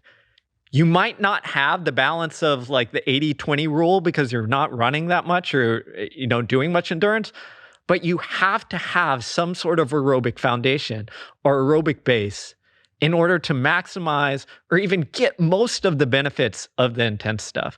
And if you don't, like it's a recipe for disaster. It always comes back to, this is elite performance, but I think it applies generally to everyone. Frank Shorter, gold medalist, right? Legend in the marathon. Way back in the day said, when asked about his training, he essentially said, 2 hard workouts, a long run, and as much mileage as I can handle, repeat for months and years on end. And it's still the case. It's still the case. Yeah. Like we can argue over the nuance of, well, should this be at like lactate threshold or 10K pace or 5K pace or repeat 400s or miles? And I get that. I have those arguments all the time, but those are playing in the details. And those details mainly matter when you're at the upper echelon of like trying to maximize your performance. But for most people, it is essentially, Can you get 1 or 2 hard workouts a weekend where you're going something that makes you breathe kind of hard, and then lots of easy stuff, and do that consistently for months on end? On some level, the arguments around the margins are, from a psychological perspective, like a sort of masturbatory, excuse-making machine that gets in the way of just going out and doing the thing. You feel like you're doing it if you're arguing about these things rather than actually like kind of executing on the thing that's going to move you forward. But I think to take that a little bit out of the abstract and into kind of a practical example that maybe people can understand who are less familiar with these ideas, and tell me if you agree with this. If you are somebody who's doing a lot of interval work, notice how quickly you're able to recover in those time periods in between the interval. Like, how much time do you need in order to go hit it hard again? Or if you're you're out riding your bike and you're doing, you're kind of riding along and then you attack a hill, how long does it take for your heart rate to come back down to where it was when you were at the bottom of the hill, right? And that is a pretty good marker of where you are in terms of your aerobic fitness. And if it takes you a while, or you're doing an interval set and what felt easy on that first interval, by the 6th or the 8th interval, you're like, struggling to even complete it, or you're really falling off a cliff in terms of like trying to, keep these things even, that's because you don't have an aerobic fitness foundation. I couldn't have said it better myself. I totally agree. It's a quick, easy marker that tells you. And I'll tell you this as someone who runs 35 to 40 miles a week, when I used to run 100, like my recovery between intervals when I do them now is not anywhere close to what it used to be, because I know I have a good aerobic base, but not the elite aerobic foundation that I used to. Mm-hmm. And even I can tell, you know what? On these 400-meter repeats, I used to be able to take 45 seconds. I'm taking 90 seconds.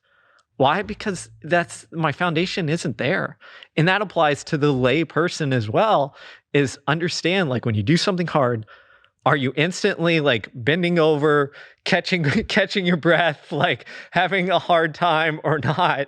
And if you are, that tells you that, like, hey, maybe you need to do a little aerobic stuff. Because at the end of the day, I like to simplify training as this, is if we see a seesaw, on one side, we have the endurance side, on the other, we have speed or intensity. And we want to build that up progressively so that it is balanced for the event we're taking on. So a balance for a mile will be different from a marathon, but it still needs to be balanced. And what we try and do is we realize, hey, we need to balance this. We need to build this aerobic side up a lot, because the speed side is heavy. So when we start adding blocks of the speed, it's easy to get it unbalanced. But if we built that aerobic side a lot, we can add more speed and intensity and maintain that balance and be in a good spot. You got in some heat on social media for responding to a tweet where somebody was comparing, I think it was around the time of the Paris Olympics, comparing like the physiques of sprinters to that of marathoners, saying like it's pretty obvious like who's healthier based upon, how they physically present. And you took a bite on that one, and that turned into like that turned into like a news cycle. Do you want to explain that? I just think that we've fallen for what I'd call as performative health, meaning how health looks instead of what it really is. And I think if we look at, often we see these memes where it's like, sprinter versus endurance athlete. And people are like, oh, why would you want to look like the emaciated elite marathon runner and the completely jacked 100-meter runner? Bingo. Yeah. But if you look at the data, and I'm a scientist, I go by the data. There's been tons of studies that have looked at former Olympians, elite athletes in a variety of sports. And what most of the data says essentially is this, is that endurance or mixed, event athletes have better longevity. Sprint, speed, power, strength, pure strength athletes tend to have lower longevity. And it makes sense physiologically because, like, yes, we need to do strength. Don't get me wrong. If you're caring about longevity, you need to do strength. And I'd argue you need to do some sort of speed, power, and sprint every once in a while as well. But our bodies evolve for efficiency. And if we're like jacked, we're not very efficient. We don't have many mitochondria, like, and the mitochondria density isn't there to handle the energetic load of the force output that we have there. So again, I love sprinting. I love all that stuff. But if we're looking at purely from a health standpoint and longevity, like the endurance athlete, like there's a reason we used to be persistent hunters, right? It's for the efficiency of the thing. You said also, back to the point of the aerobic base, that there's sort of a narrative like, oh, the long run is dead. Like that contrarian sort of like everything you thought and you knew about running is wrong. The long run is dead. It's just, junk miles, et cetera. And you're like, the average collegiate 800 meter runner runs way more than the, kind of amateur average, person who's training for a marathon. It's true. Like, so I looked at some data that they looked at, hundreds of thousands of Strava data points or runners, Strava runners for training for a marathon. And they broke it down. A study broke it down from, basically sub 2:30 to sub 3 hours, et cetera, et cetera. And if you look at the 3 hour to 3:30 hour marathoner, who's pretty dang good, like that's not bad. Like that takes some training. On average, they run about 40-ish miles a week. 40-ish, no, I'm not trying to downplay that. That's good. But you're training for a 26.2 mile race, right? And if you look at a college 800 runner, again, there's variation, but typically they'll run between 45 and up to 70 miles a week. And they're training for an event that takes a minute and 45 or 50 seconds, okay? Versus one that takes 3 hours. And my point there is to say this, is that I understand why your 3 hour and change marathoner doesn't train that much, because probably life. But if we look at it as a coach and we say, okay, how does that person want to improve? I'm going to tell you, it's not their interval training or their, repeats that they're doing. It's figuring out how to accumulate more aerobic volume. Some of that could be running, some of that could be cross training, because that's where it is. Because an elite marathoner or someone trying to maximize their performance is going to do, 2 to 3 times that. And I'll tell you again, I'm a 40-year-old guy who runs with my daughter in stroller and runs 40 miles a week. And if you ask me to do a marathon tomorrow, I could do it. But my performance is going to be nowhere close to what I'm capable of. And sometimes we complicate things. And it comes back to something that I had to learn when I was a freshman in high school, when I was running 5 days a week during practice. And my coach came up to me and said, "Steve, you want to get better?" I said, "Yeah." Said, "Step 1, run on the weekends when we're not practicing." Said, "Okay, guess what? I got better." And I think often we overcomplicate things. So if you're a 4-hour marathoner, you're essentially running like 9-minute plus miles, right? Like that's not very fast. So does that person need to go to the track and throw down, max interval sets? Because if all they need to do is go from like a 9-minute per mile to like an 8:30 per mile, there's no fast running involved at all in that.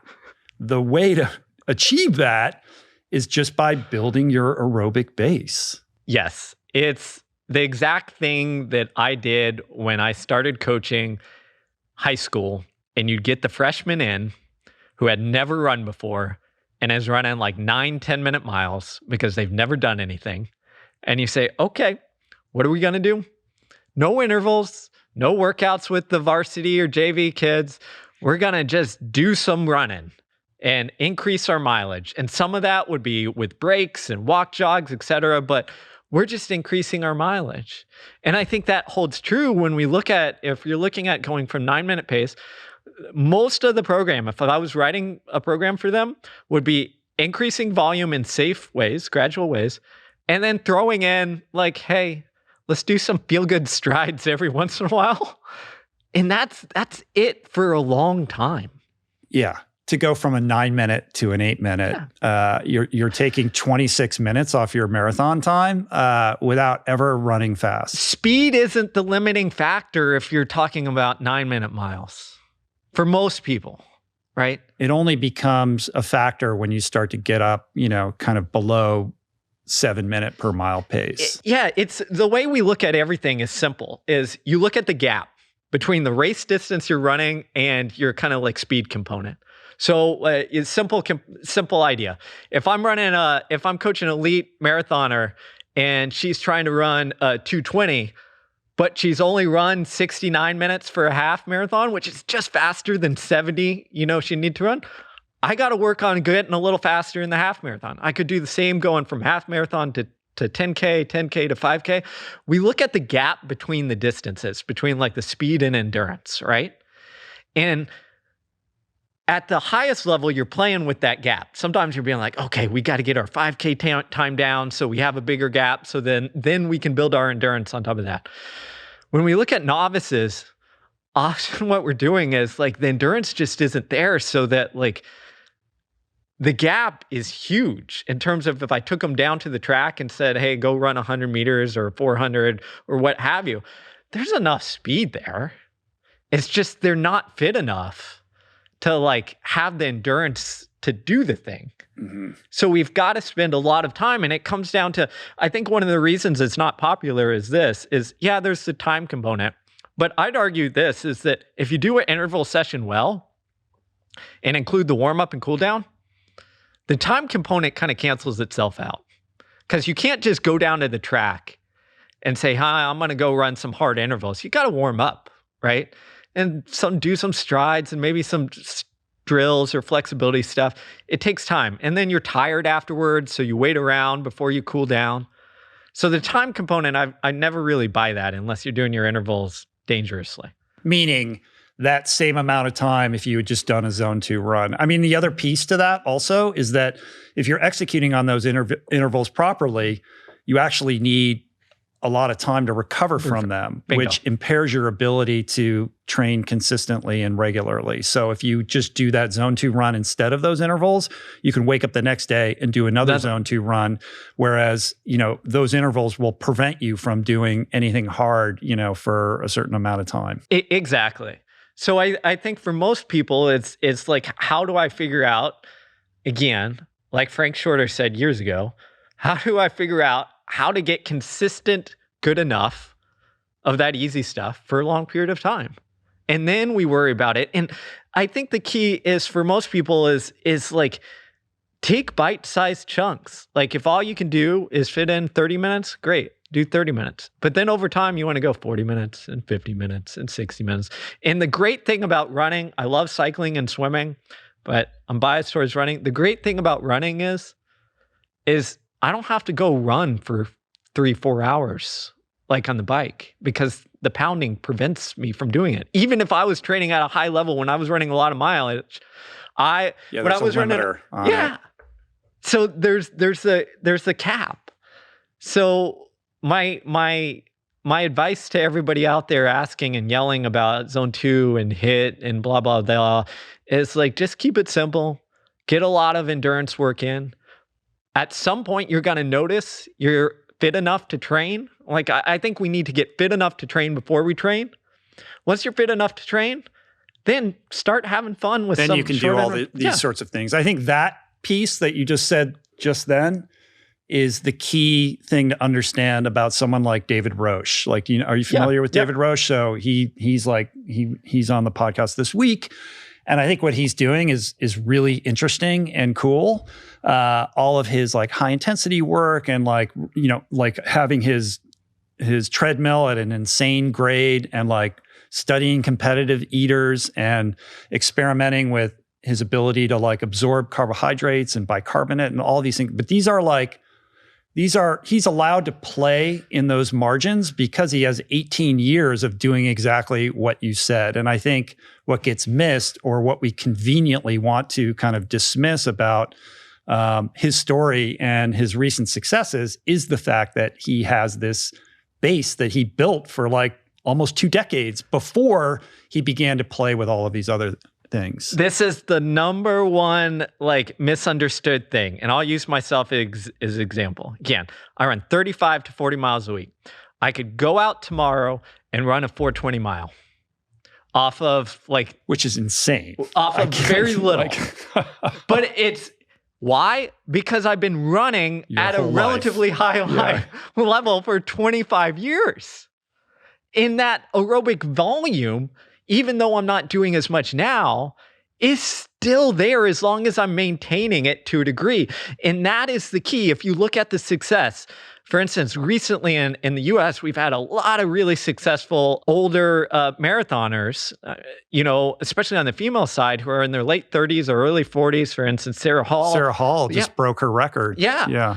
And one of the reasons is because they've been consistent for a really long time, so that they can then play with some of these, things like you're suggesting there. For example, for years I worked with Roberta Groner.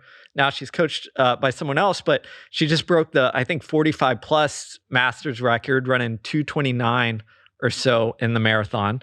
And if you look at her volume, it's nowhere compared to what she was doing, 7-8 years ago. But she doesn't have to, because she's had a lifetime of accumulating this. So you get to experiment with like, how should I, combine these threshold runs, or this like VO2 max work, or this intense interval stuff, or the, fueling, or whatever you have. That's when you get to play with the margins, because like you're fit enough where, you can. If you build it correctly, it persists, like it's there kind of latent in the background. Your strength gains and your speed and your ability to be nimble and accelerate, those things, fall apart quickly as soon as you stop doing them. And you have to work really hard to get them back. But that reservoir of endurance just sort of lingers there, and you can tap back into it. And that doesn't mean it is what it was, but it doesn't kind of like completely go away. Yeah, if I stop sprinting, I get slow, right? Because those neural components kind of like to really, get those fast twitch fibers going, they fade relatively quickly. But on the endurance side, the decay is so much slower. Which is why we see so many endurance athletes or ultra endurance athletes like excelling at, in later phases of life. Like we can't do the 100 meters like we could when we were 21, but, maybe we can go 100 miles in a way that we couldn't when we were that age, because of those many decades of kind of being an explorer in that endurance world. Exactly. And I would also argue that like what the longer endurance stuff where you also benefit is, coming back to our early conversation, is you have some of the mental skills that you didn't when you were younger. So you can navigate some of the pain, the fatigue. You can understand how to, listen to your body better. You can let go of some, Sarah Hall, who we talked about earlier. Like, want to talk about her in the book, but I worked with her for a number of years. One of the things that led to her breakthrough later in life was she essentially said, like, I let go of like this performance, like outcome achievement thing. Yeah, it's not a threat to your identity anymore. It doesn't matter really. Yeah, you're 40, you have kids to take care of, you have family, you have a life, you have perspective. And sometimes that perspective hits us too late to take advantage of it. I guarantee you now, if I could transport 40-year-old Steve into 20-year-old Steve's body, I would run so much faster. Well, we all, but yes, if only all of us could do that, Steve. Right. That's the longevity hack I need. But the point is, like, it's from a physical standpoint and from a mental reservoir standpoint, is like we have this accumulated wisdom that we can tap into. That often is kind of like a neglected part of the experience and the journey. And why I think it's important to, whether your thing is running, cycling, another sport, another hobby, I don't care, but have things in your life that like continue to challenge you in these ways, because they bring so much, not just physical benefits, but also mental. Sarah just ran 228 Is that what she ran? 223 I think she or ran something? 223. 223. Yeah, that's unbelievable. What is her PR? Do you know? 220 and change. So only 3 minutes slower than her best time. Which reminds me, speaking of like longevity and performance declines with age, you weighed in on the Jake Paul Tyson fight, when everyone's like, well, Mike Tyson's Mike Tyson, but he is, 50. How's this going to go? It was an interesting kind of thought experiment because, nobody was as powerful and fast and as fierce as Tyson at his prime. So on some level, he's like an outlier. And how much does age factor in when you're somebody who is just so much better than everyone else, who's going to now face somebody who's, in their prime age, for that particular sport? And the way that you contextualized it was by sharing master's records in running and to show kind of like how, this sort of the curve of how these things decline over time, no matter what. Yeah, I think there it was interesting because we had the perfect comparison in running. Because the Masters, I think 55 plus 100-meter record was set by a guy named Willie Gault, who was it? He was the guy. He was the guy. He's an NFL player, set the world record on the 4x1. We knew he could perform at, like, was a freak at his peak. And then we had his 55 plus year old age, right, And when you saw it, he's still amazingly fast, 11 point something, right? But if you compare that, you realize like, that's like a very good high school girl's time for the 100, which tells us that like speed in power, although it's in the legs, like it has a steep decline, especially once we get to 50, 55, 60 years old. Mm-hmm. And I think that's what we saw with Tyson, is that like it's age is undefeated, even among freaks of freaks. Yeah. We're all going to sustain, despite, maybe someone's going to solve it. But despite what I think what we've seen in the health and wellness field is like, it's still going to win. So when you look at these longevity influencers and, in particular, like let's take Brian Johnson, right? Who you kind of had to go at for, he was sharing his VO2 max numbers and you kind of like, you spanked him a little bit on that. But in terms of like, this idea of like defying death and aging, where do you weigh in, my friend? You're just going all the controversial things with me, Rich. Hey, listen, you're the one who like went out there and like made a statement about these things. Here's why. And then I'll get to the answer to your question. But Brian Johnson, this is why. Okay. This guy is known for optimizing and tracking everything. Everything. And if you look at his VO2 max protocol fitness, it is not optimized. I think you said it's like 30 years out of date or something. It's not. What's wrong with it and what should he be doing? So what he's doing, and maybe he's updated. Hopefully he's updated. If he wants some advice, call me, Brian. Happy to give it for free. But what he was doing is essentially he was doing 4x4 minutes VO2 max work, repeating that multiple times per week. This is the Norwegian. Yeah, like this is Rhonda spoke about this the other day as well. Yeah. And here's the deal. That got popular because someone studied it, because some Norwegian cross-country skiers were doing it and said, hey, it works pretty well. But there are a million variations of the same workout that will get the same result. They just have not been researched and studied because researchers generally don't study individual workout types because it's really hard to run that study. And the data isn't actually that good because we have to constrain things from a research standpoint. So the reason it's wrong is because no individual athlete, unless we looked at it again 30, 40 years ago, is going to repeat the same style of workout over and over again without some variation of intensities. It comes back to what we talked about earlier. It's like his better approach would be a little bit more easy running or easy exercise, whatever it is, and then a mixture of interval training where sometimes you're going around threshold. Sometimes you're going around 5K pace. Sometimes you're doing this. Why? Because that's going to maximize the thing that he actually cares about, which is like the overall aerobic performance, which is tied to longevity. If you're doing the same workout every single day, your body adapts to that, right? Bingo. So it no longer is producing the stimulus that, was the whole reason why you began doing it in the first place. This is why we change workout types. And even if you said, I want to do 4x4 minutes all the time, your choice. But within that, what would we have to do? We'd have to change the speed sometimes. We'd have to change the rest intervals, sometimes do it with really short rest intervals, a little slower. Sometimes long rest intervals, like faster.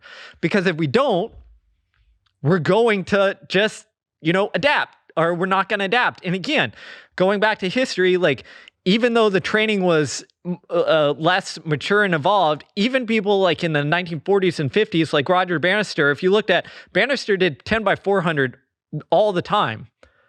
But if you look at his progression, what did he do? He started in the fall at 70 seconds per 400, and then gradually got a little faster, till he could run them in 60. And occasionally they'd throw in a different type of workout in there. But again, if you're the guy who's optimizing everything, you shouldn't be training like Roger Bannister did in the 1950s. You should be training like we do in the 2020s. So I think, again, that's just my little track running fault there. But I think on the longevity piece here, here's what I think. I think it's worthy to explore. Yeah, to your point of like, we need to be more explorers. He's certainly that. And it's cool and fun to see him doing something so audacious. It's like, we kind of need somebody like that who's out there like trying all of these things and willing to like have people make fun of him in the public sphere. Is he doing everything absolutely, the way that he should be? Maybe not. Maybe, like everybody's got an opinion. You certainly, have legitimacy to weigh in on the fitness piece of it all. Exactly. And I think I have no fault for him doing that exploration. I think, again, I'll tie it to running. Arthur Lydiard revolutionized training by experimenting on himself. He was a milkman who decided, you know what, I'm going to try and run 200 miles a week and see what happens. It was a little too much, so he dialed it back, but he experimented on himself. And that's what led to training principles being revolutionized in running. It wasn't like some scientist who like figured this out. It was a milkman. I think that like there is a degree of we need explorers experimenting. I think where I struggle with is we have to separate out what an experiment is on the individual from then validating that with good science. Well, and on top of that, like there's a difference between I'm exploring this thing and I'll tell you what I find versus like do as I do. Bingo. And I think the human mind, like it just wants to be told what to do. And these things are delivered in kind of these reductive pieces that aren't necessarily as helpful as they appear to be. I mean, in terms of like interval training, 4x4, whatever it is, like this goes back. I mean, in the 70s, when I was a kid swimming, like all you do as a competitive swimmer is intervals, right? Yeah. And that can mean a million different things. So sometimes it's, 10 times 100 on very short rest. And the goal is to make each one of those exactly the same time so that you're completing it, at the same pace that you initiated it. Other times, a little more rest, and you want each successive interval to be faster than the one preceded it. It's called a descending set. Sometimes you do pyramids where you build up and you come back down. Or sometimes you take an extreme amount of rest and then you do fewer intervals and you're trying to just absolutely go all out on every single one and see if you can be consistent to the end. So the point being like, to say you should do intervals is sort of a meaningless concept other than that, you're taking a compressed time and distance and trying to, extract some kind of, fitness gain as out of that. But within that, there's a million variations and ways to kind of, improve around the edges of your performance. And this is one of my biggest complaints is we don't understand the nuance of what you're just talking about that in the health in social media world. Because to your point, there was a guy in the 1950s and 60s named Mihaly Agloy who coached a bunch of Americans to world records. And he lived in Los Angeles. And because of that, they did all intervals like swimmers. very little easy running. And people look at that and they're like, oh my gosh, the 1964 Olympic gold medalist, Bob Schul, who he coached, he did all intervals. We should copy him. He didn't do any aerobic or easy stuff. But if you look at how the intervals were set, right? What was it? It was like hundreds and 200s with like laser short rest that wasn't that fast. So we was building that zone 2 aerobic system. Yeah, you're basically built. You're trying to be at the highest or outermost edge of your zone 2 the entire time, but you're not going to be able to complete the set if you exceed that threshold. Bingo. Yeah, and that's it. So I think like that nuance is lost. And I think, again, coming back to Rhonda Patrick, I think she does great work, but I think her downfall is that when it comes to high intensity interval training is she looks at the science, which is good, but you have to understand I'll just call it the coaching artistry of what you're just talking about there, where there's a million ways to do these intervals, and how we, twist and turn the variables will impact the adaptation we have. And I get we can't tell everyone how to complicate and like twist all the variables, but my job as a coach is to say like, hey, when we say high intensity interval training, I'll tell you, I looked it up about a month ago to see what the science said on it. It said essentially defining high intensity interval training was anything from, I think it was like 20 seconds to, 15-minute intervals at varying intensities. And when I saw that definition, I'm like, I can do something that puts someone in the hurt locker, in full of lactate and acid with 15, 20-second intervals off like three intervals. We'll just go all out and you'll be done and on the ground puking. And I can do 15-minute intervals completely aerobically. Yeah. And we'll be fine. Yeah. We would do in Christmas training, like the most intense training season of the year for swimming, every year we do 10 times 1,000 long course meters. 10,000 meters of swimming. Yeah. Because like takes you like, 3 hours or whatever, like a couple hours to do this, That's an interval set. Exactly. And I think this is where, again, I just wish my call is like, and I'm a scientist at heart, but like the research is good. But I just wish people would take the time on the health and fitness and longevity space to understand some of the history of training, whether it's and coaching, whether it's swimming, running, cycling, like it all get you to the same spot in terms of like understanding it. Because I think there's so much data and understanding there that it gets lost.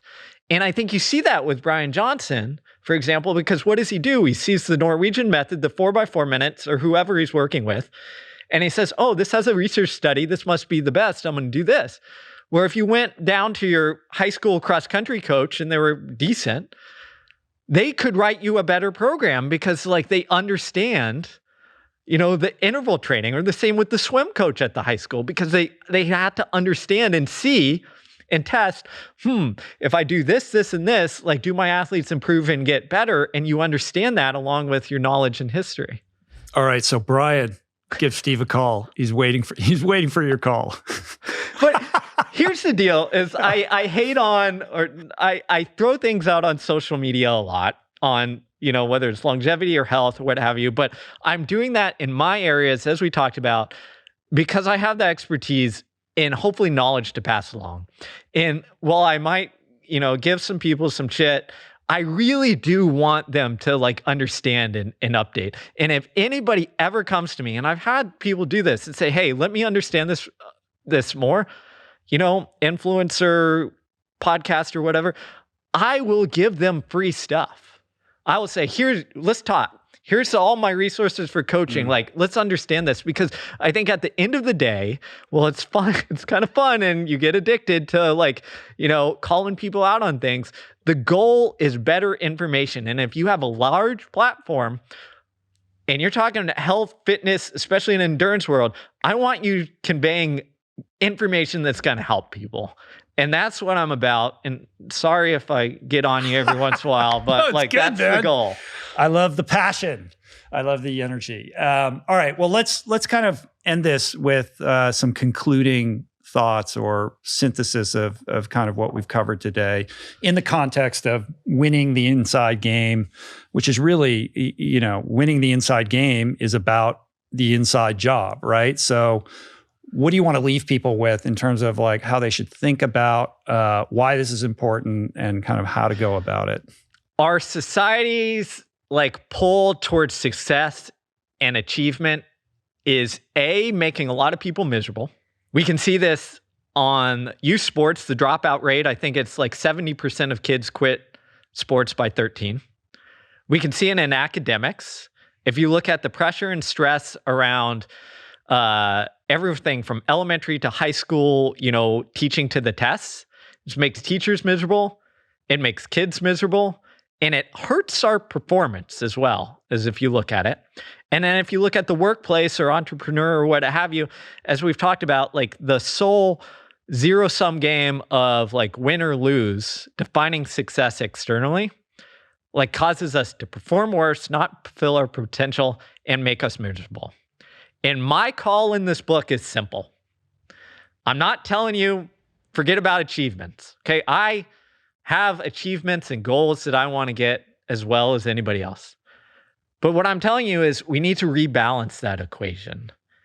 And part of that means we need to redefine success, not having our entire identity tied to it, but diversifying our kind of sources of meaning, diversifying our definition of success, and move more towards that exploratory nature where we realize that, like myself and I had to, the fact that my mile best ends with 4:01 instead of 3 something might have hurt in the moment, but what mattered more is that journey that I went on to understand and explore my limits, even if I didn't find the outer bounds of it, because that led to basically everything else that I've gotten to explore and do. Yeah, if you had achieved that goal and run 3:59 at some point, we wouldn't be sitting. You would not be writing. But who knows what you would be doing? But like, I really don't think any of these books or any of the stuff that you've done would have occurred because it's that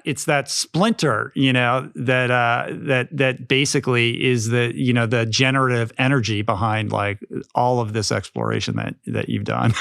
It was the worst thing to happen in the moment, but the best thing in my life because you're spot on. I wouldn't have gone on that exploration.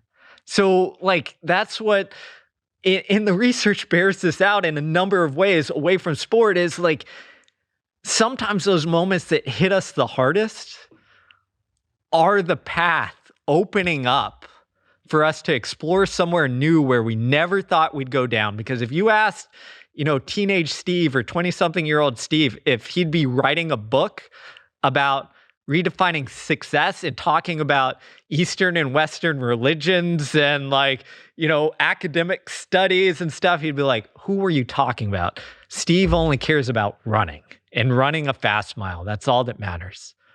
So again, sometimes that's the universe saying like, hey, get exploring. Yeah, nobody who's in the midst of kind of dealing with a big failure wants to hear that. But time and time again, it's proven true. Sometimes the timeline has to be pretty long for that to kind of bear fruit. But I see it all the time. These things that we perceive in the moment to be cataclysmic or just setbacks, ultimately are things we if we have the resources and the wherewithal, are the building blocks for something better. You could be that guy. Maybe you even went on and won the gold medal in the 1500 meters or something like that. But then who are you? Are you the guy who's just dining out on that for the rest of your life? Yeah. Who knows, right? But I don't know. You seem like you're pretty happy doing what you're doing right now. And what you're doing, I'm sure, gives you that sense of meaning and purpose because it is an act of service to other people. Well, I appreciate that. So I'm just going to remind myself that Rich Roll tells me it's all right that I ran 401. Yes. We're all good. We thank you for running 401, Steve. And we then, of course, thank you for all the books that you've contributed as a result of that deep wound that you're still trying to heal within yourself. The product of which is Win the Inside Game, which is a great book. Congrats on that. and everybody can get it everywhere. Steve is going to go home now because his wife is pregnant and is going to be having a child. And by the time we put this up, you will have a new baby. Boy or girl? Girl. So 2 girls. So 2 girls. Wow. Yeah. That's me too. Dad. I'm going to have to come for you for some tips. Yes, I've been through it all. Well, the youngest is now 16, so I've seen it all, my friend. And I will happily take your call. Thanks, man. For people who want to learn more about you, maybe just leave us with like all the places and all the things.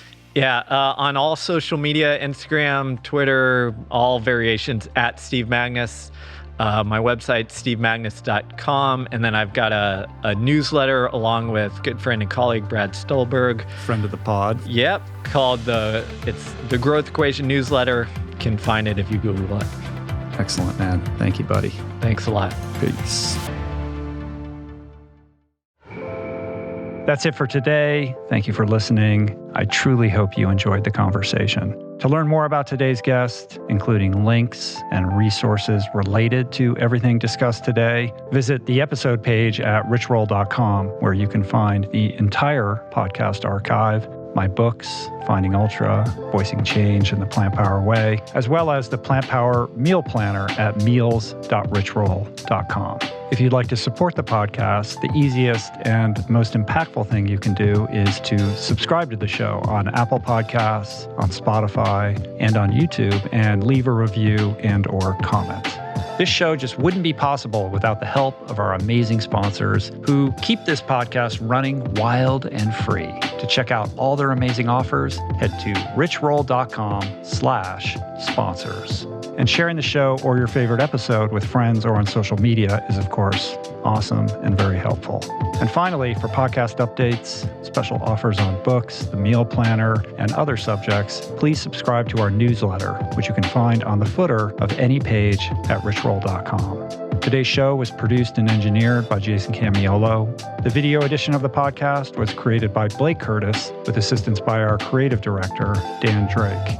Portraits by Davey Greenberg, graphic and social media assets courtesy of Daniel Solis. And thank you, Georgia Whaley, for copywriting and website management. And of course, our theme music was created by Tyler Pyatt, Trapper Pyatt, and Harry Mathis. Appreciate the love the support. See you back here soon. Peace. Plants. Namaste.